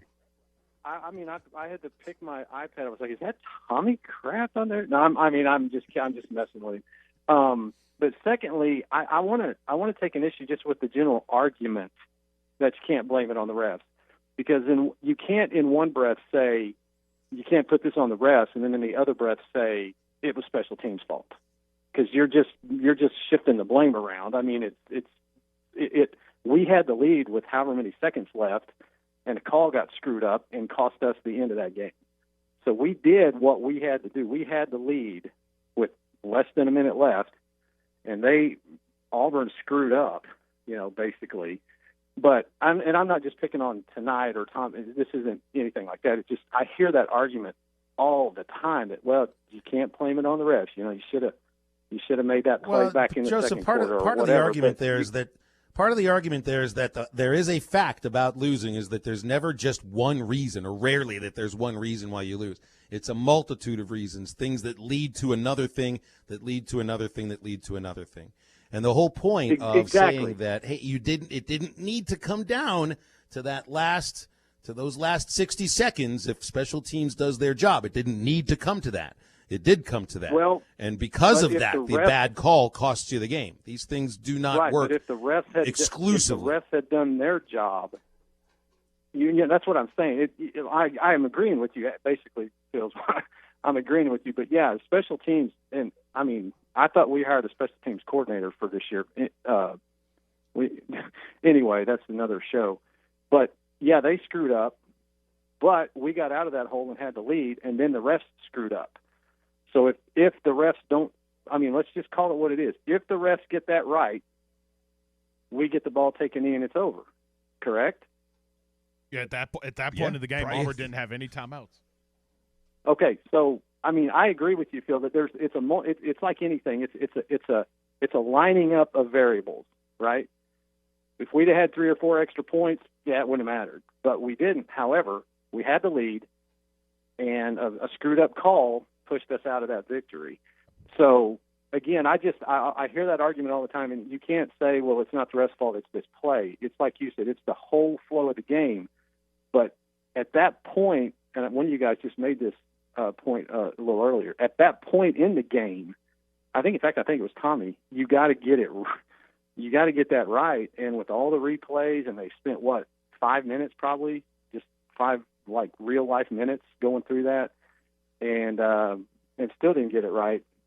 So anyway, I just wanted to call and say it did cost us the game tonight. It absolutely did, because we were in a position to win that game. We had overcome our mistakes, had the lead, and had them against the wall, and it because of a judgment of people that weren't wearing pads and helmets, it got taken away from us. So anyway, I love listening to you guys, man. I always enjoy it, and please keep it up. Thanks for the call. All right, appreciate that, Joseph. Thanks so much. And when I'm doing the baseball games and talking with Dave Van Horn about a game that they might have just lost, a lot of times you're going to look at the ninth inning. The closer might choke on a lead. Somebody makes an error in the ninth inning, and that leads to giving up a lead or giving up a base hit that costs you the game. And it'll be very interesting to see what Sam Pittman says about other things involving this game that they need to clean up. Aside from this last call, you will hear head coaches point to other moments of the game that might have cost their team at the same time. That's exactly what Dave Van Horn does to me. We left too many men on base in the 3rd or 4th inning. We let this team hang around too long. Allowing a team to hang around too long is an example of what we're saying here. Let's go to Big Mike in Waldron. Hey, Big Mike, you're on Hog Reaction. How you doing?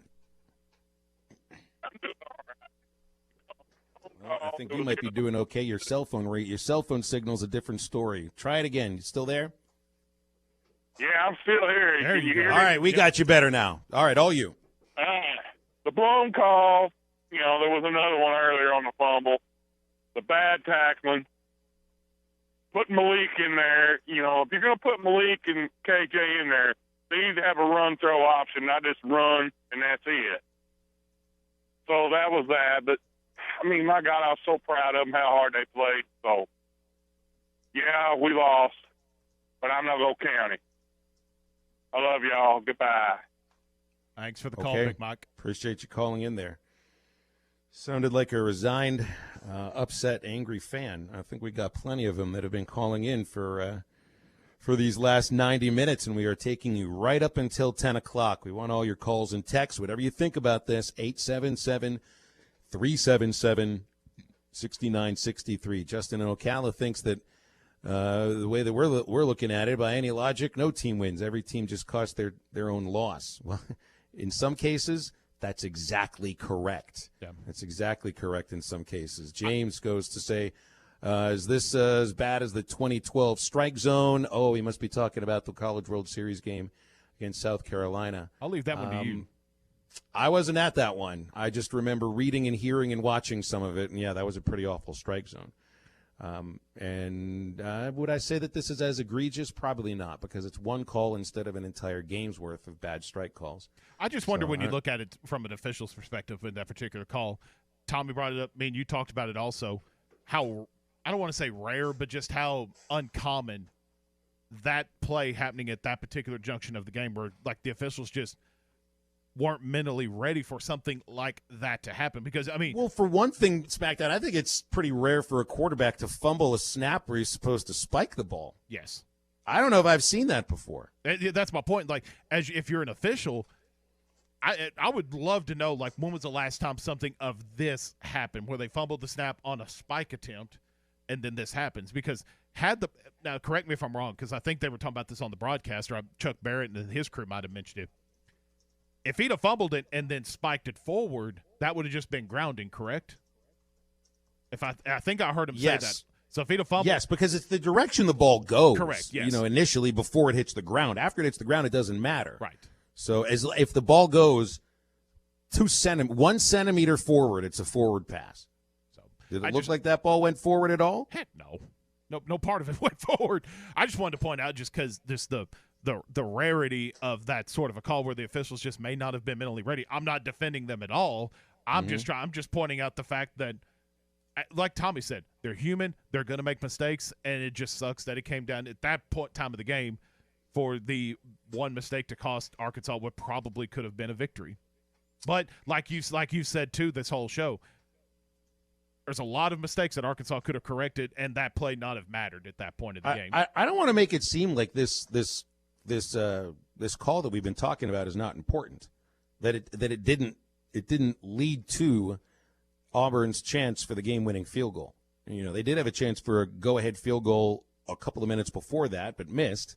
And then Arkansas goes 3 and out in 30 seconds. That's one of those mistakes that we're talking about here. 1 first down, and you're in a completely different situation. 2 first downs, and you win the game. So at that point, you're not worried at all about a call at the end of the game costing you, because then your offense is on the field last, and you can take a knee. It's unfortunate when a game does come down to a bad call being the difference. There are other mistakes that lead to that moment. I'm not telling anybody that the official didn't cost Arkansas the game. I am telling you that there are other reasons besides that are just as important why Arkansas lost this game. Texts continue to come in. Henley in Dallas says, asked at the press conference, Coach P didn't bluntly put the blame on the refs, pointed out everything that they still needed to work on. That's leadership there. I mean, that's a coach that knows you can't coach the referees Monday, Tuesday, Wednesday. You're talking to your players. They're the ones that have to get better. That's where his focus is at this very moment. I think that sounds like outstanding leadership. Let's go to Josh in Greenbrier here on Hog Reaction. Hi, Josh. You're on Hog Reaction. How are you? Good, doing good. First time caller. Just got a couple points. I've been listening to you guys for a little bit. I'm sitting here with my 11-year-old son who's a big Hog fan, and we're just both, like all Hog fans, very, very distraught and sick to our stomach about what we just watched. But I know Bo Nix has probably got to be feeling like the luckiest guy in the country right now. No kidding.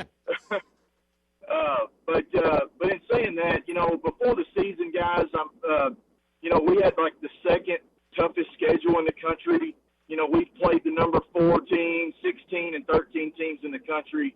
And just as a big Hog fan, and I've watched Hog since I was knee-high to a grasshopper, and just to see this team play the way they have, you can break the game down and, hey, you can go back to the punt. You can go to the offensive woes at the first half.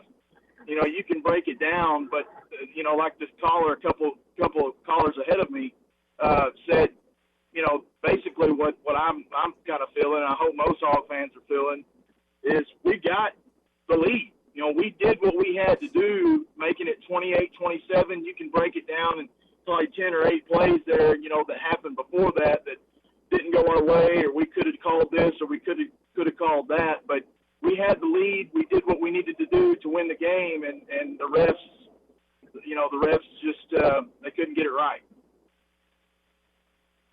Yep, it's a tough pill to swallow, Josh, and appreciate you calling in and let us know how you feel about this. All right, we got to step aside for a break. We got about 30 minutes left here in Hog Reaction. We got calls lined up.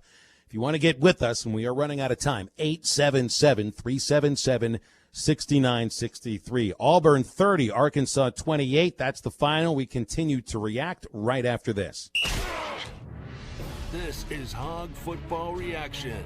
Streaming live now from hitthatline.com. Randall Ford is excited to announce their state-of-the-art mobile service van, stocked with all the latest tools and technology needed to service your vehicle. Everything from oil changes, warranty repair, battery, software updates, brake jobs, and so much more. All is done with your convenience and safety in mind. We'll come to your office or home to provide professional service the Randall Ford way. Stop by today at Randall Ford, 5500 Rogers Avenue, or check us out online 24/7. RandallFord.com. Ford, the #1 selling brand in America. There's an underdog story happening today in America. Small businesses are fighting to make a comeback, but in the moment they have the least, they're giving the most. They're rallying communities and neighborhoods, yet asking for little in return. Well, it's time we gave back. Small Unites is making it simple for everyone to take action and support the small businesses that unite us all. Find out how you can donate, shop, and share today at smallunites.org.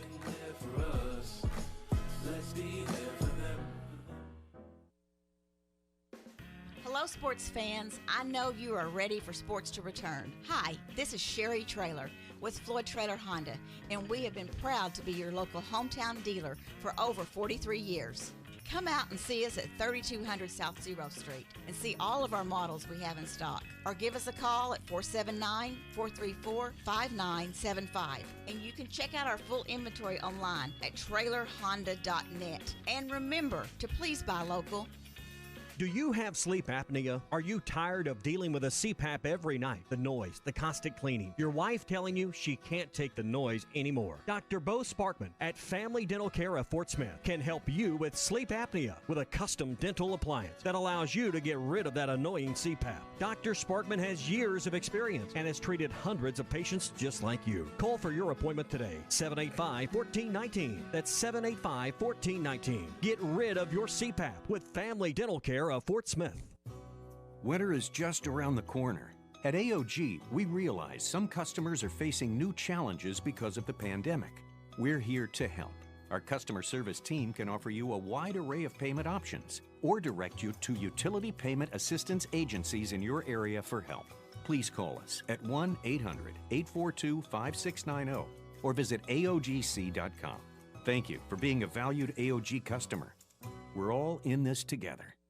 B&J Comfort Solutions provides home comfort and energy solutions to the River Valley, specializing in residential sales, service, and installation, offering only the absolute best customer service around. Call them for any of your service, maintenance, or replacement needs. B&J Comfort Solutions offer an industry-leading 5-year labor warranty on all new system installations. Veteran-owned and operated, and satisfaction is always guaranteed. Contact B&J Comfort Solutions today at 479-646-0284.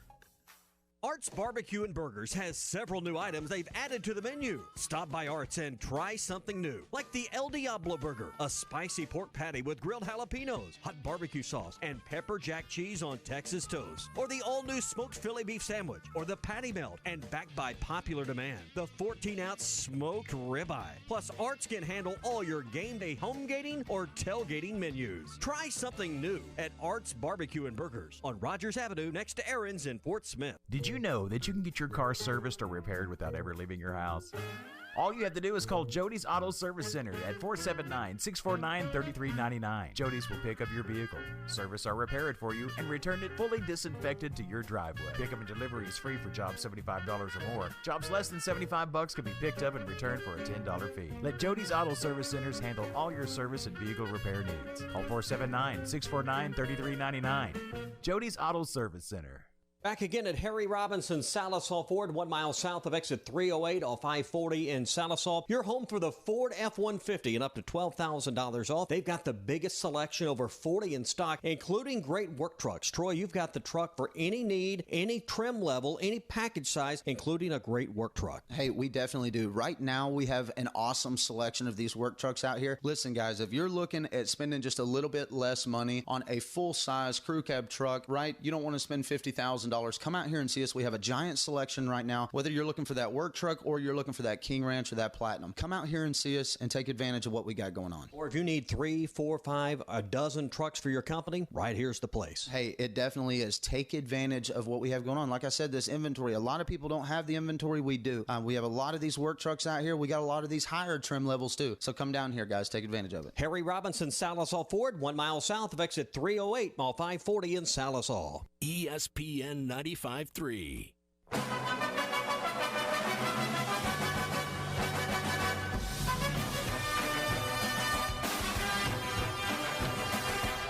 You're listening to Hog Reaction. Our special Razorback postgame coverage is presented by Bud Light.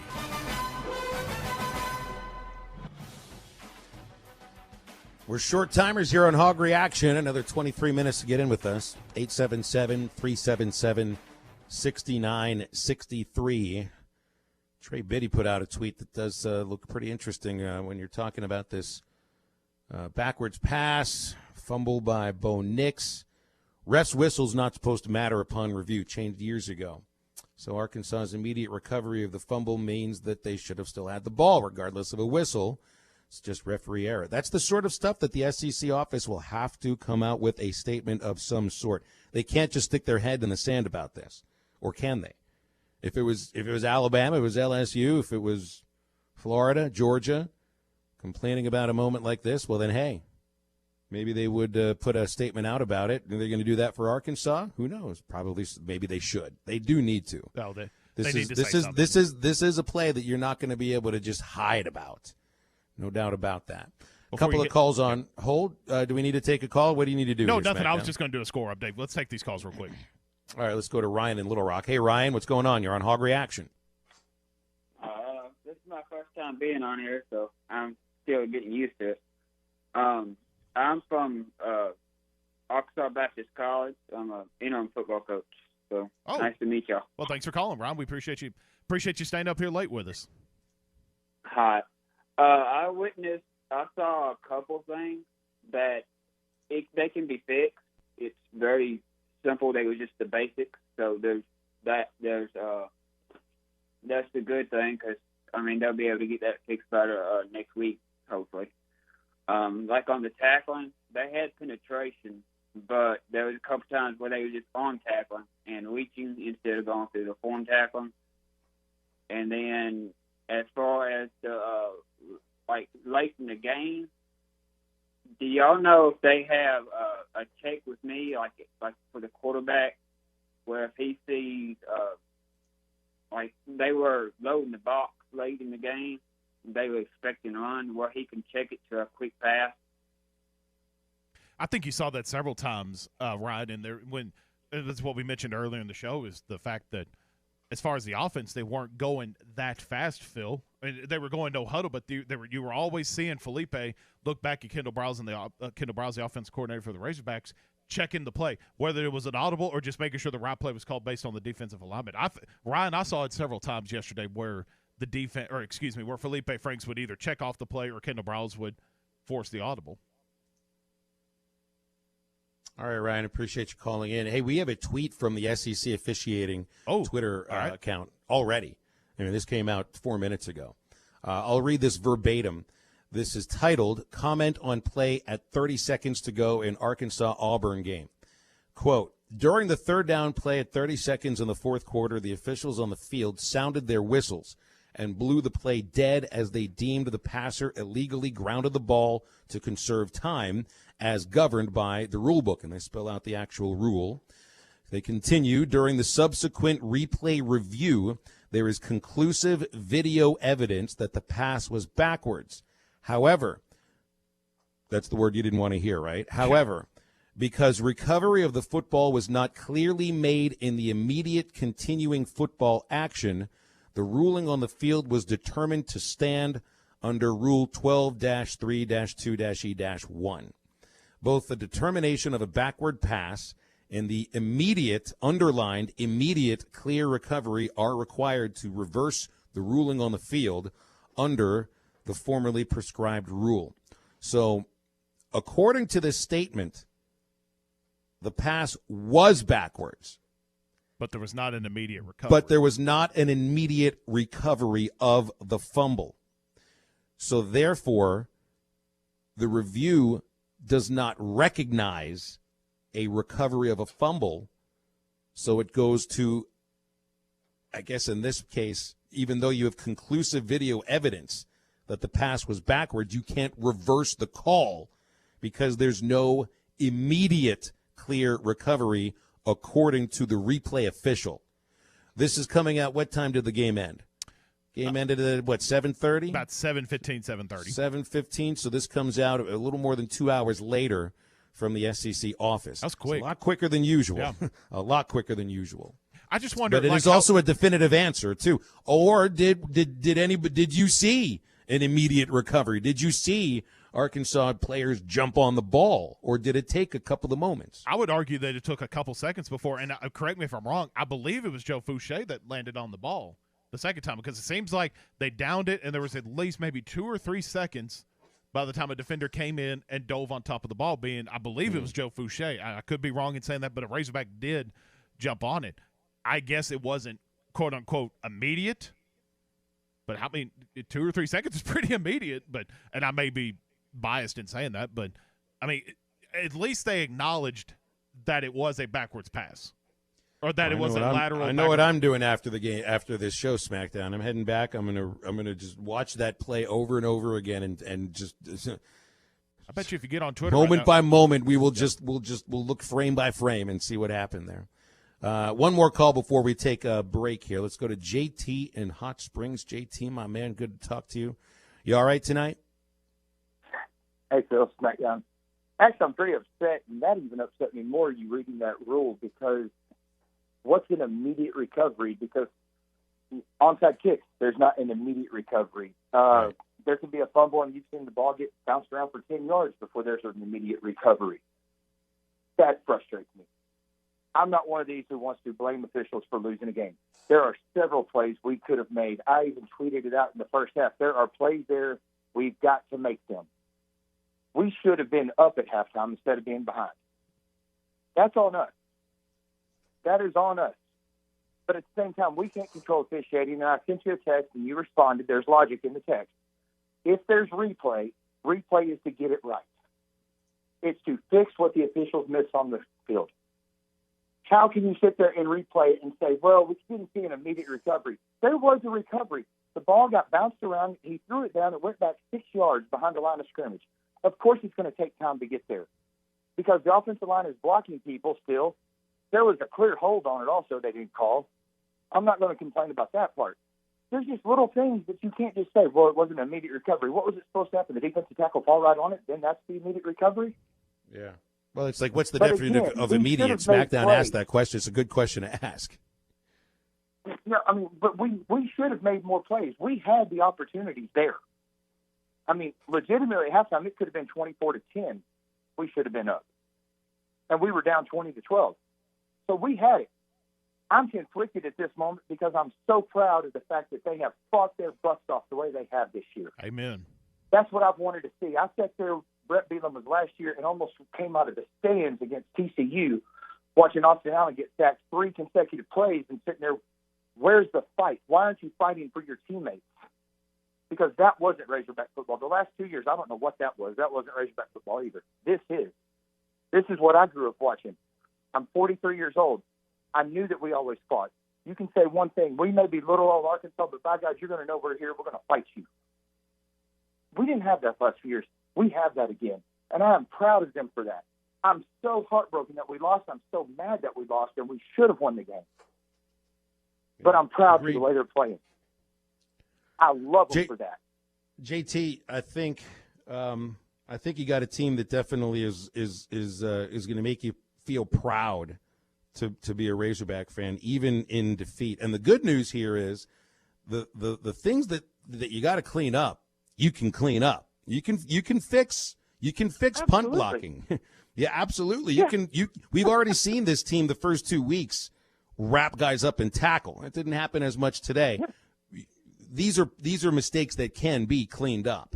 And I think that this also it's tough to tell after just 3 games, but it is a team that seems to have I'd say a winning attitude about them, but just not quite sure how to do it in the last few minutes. You know what I mean? They'll learn. I have a feeling they'll learn how to do it. A game like this helps you learn what it takes to win at the end. The biggest thing, and I've sent you guys text about it, they believe in what the coaches are telling them. Yep. They believe in themselves. Now they just got to put the little pieces together. And that's what I'm seeing. JT, I think the thing and that I'm I like, loving it. I think the thing that I like the most, because damn it, they're not going to quit. This team at no point in this game. How many times last year in the previous under Chad Morris regimes, you brought up the last year Brett Bielema that the team would have folded in the second half, being down 8 at halftime or being down whatever, different things like that. This team will not quit. Today. Yeah, at 17-0 today, I didn't really think. I was like, we're there. We're just right there. We're just making mistakes and killing ourselves. Yeah. The last couple of years, I've been like, this game's over. JT, thanks for calling in, man. Yeah, we're up against a break, JT. Appreciate it. Call in more often. Give us a call on halftime Monday. Absolutely. It's JT in Hot Springs. All right, we got time for maybe one more call if you want to be that person. 877-377-6963. We'll come back. We'll wrap it up on Hog Reaction. Auburn 30, Arkansas 28, unfortunately, but we'll wrap it up after this on Hog Reaction. This is Hog Football Reaction, streaming live now from hitthatline.com. Redbox has new movies and top hits for everyone. Now available at the box and streaming on demand. Irresistible, a hilarious comedy from writer-director Jon Stewart, starring Steve Carell and Rose Byrne. Gary, a political strategist, decides to back the mayoral bid of a retired U.S. Marine in a predominantly right-wing town. But when the RNC finds out, they send in Faith, Gary's long-term nemesis. Don't miss Steve Carell and Rose Byrne go head-to-head with over-the-top funny moments and rent Irresistible tonight. Visit redbox.com for all the ways to watch. For the ones working tirelessly to keep their coworkers safe. For the ones rising to new challenges. For the ones rebuilding stronger than before. Grainger offers supplies and solutions for every industry. Free access to product specialists, safety recovery guides, and 24/7 support. It's part of our commitment to help you adapt and recover in these challenging times. Call, click Grainger.com, or just stop by. Grainger, for the ones who get it done. Hi folks, Larry Rath here from Rath Auto Resources. I'm shocked it's October already. This year's gone by so fast it's scary. Now I'm afraid I'm not going to hit my goals. So I'm rolling out my most shocking deals yet. It's my Shocktober sales event. Swap your current car for one of our Rath Road Ready vehicles, each one hand-picked and inspected in our Meineke Car Care Center, and priced to save you money. So dump that pumpkin that's haunting your driveway. Trade and save on a nicer, newer car today. Are past credit problems keeping you up at night? Don't be scared. My For the People credit approval process is a treat, and our friendly, non-commissioned sales staff can help you get the nicer, newer car you want at a price and payment that fits your budget. Keeping the car you have? Let us get it ready for fall in our Meineke Car Care Center with half-off brakes, buy 3, get 1 free on all tires, or call ahead and set up your free winter-ready inspection. It's the Shocktober sales event, only in Arkansas's favorite used car dealer, Rath Auto Resources and the Meineke Car Care Center, 4515 Towson Avenue, Fort Smith, or online, rathauto.com. I want barbecue that's sliced thick, smoked long, and so tender it melts in your mouth. Sides that will fill me up like a twice-baked potato, baked beans, hand-cut fries, okra, Texas toast. You know what I'm talking about. A restaurant where the whole family can go and get a great meal for a great price. Where the owner actually comes to your table to make sure everything tastes great. I'll tell you what I want. I want Jerry Neal's. Standard Materials Group has immediate openings for ready-mix drivers in the Northwest Arkansas area. If you have a CDL license without an automatic restriction and want to be home every night, want to work with a company that offers great pay, benefits, and a great team environment with growth opportunities, Apply today at jobs.crh.com. Again, that's jobs.crh.com. Standard Materials Group is an equal opportunity employer. Did you know that you can get your car serviced or repaired without ever leaving your house?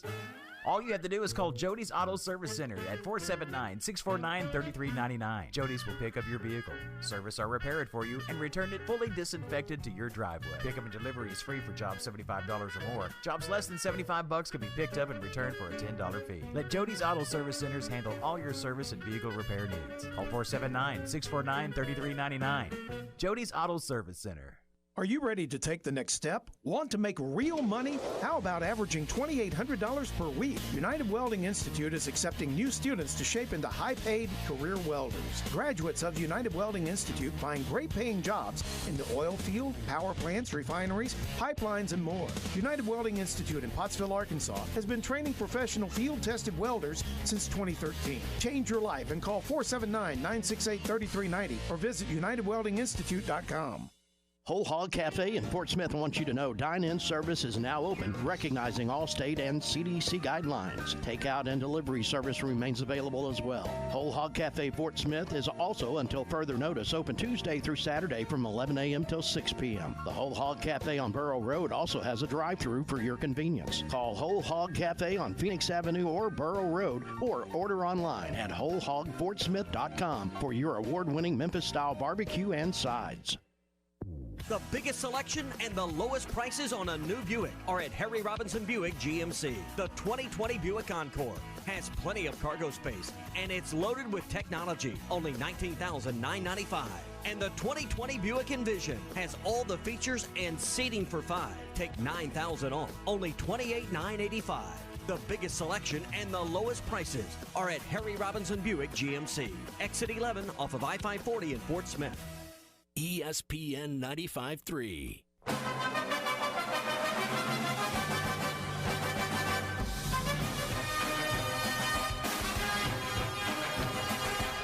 You're listening to Hog Reaction. Our special Razorback postgame coverage is presented by Bud Light.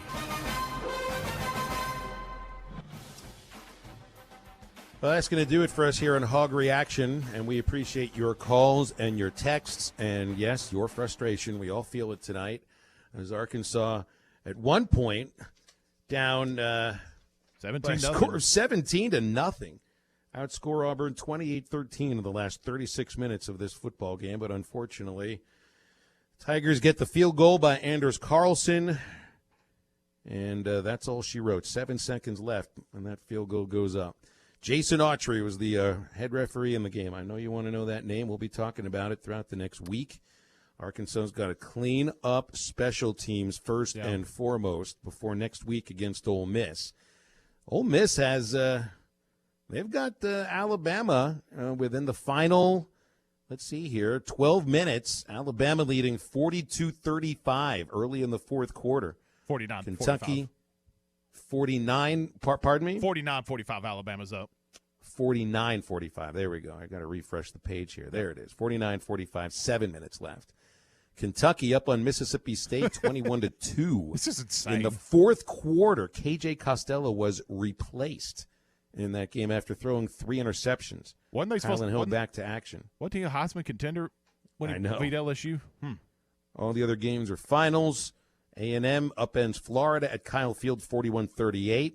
Missouri with the victory over LSU 45-41. Carolina blows out Vandy 41-7.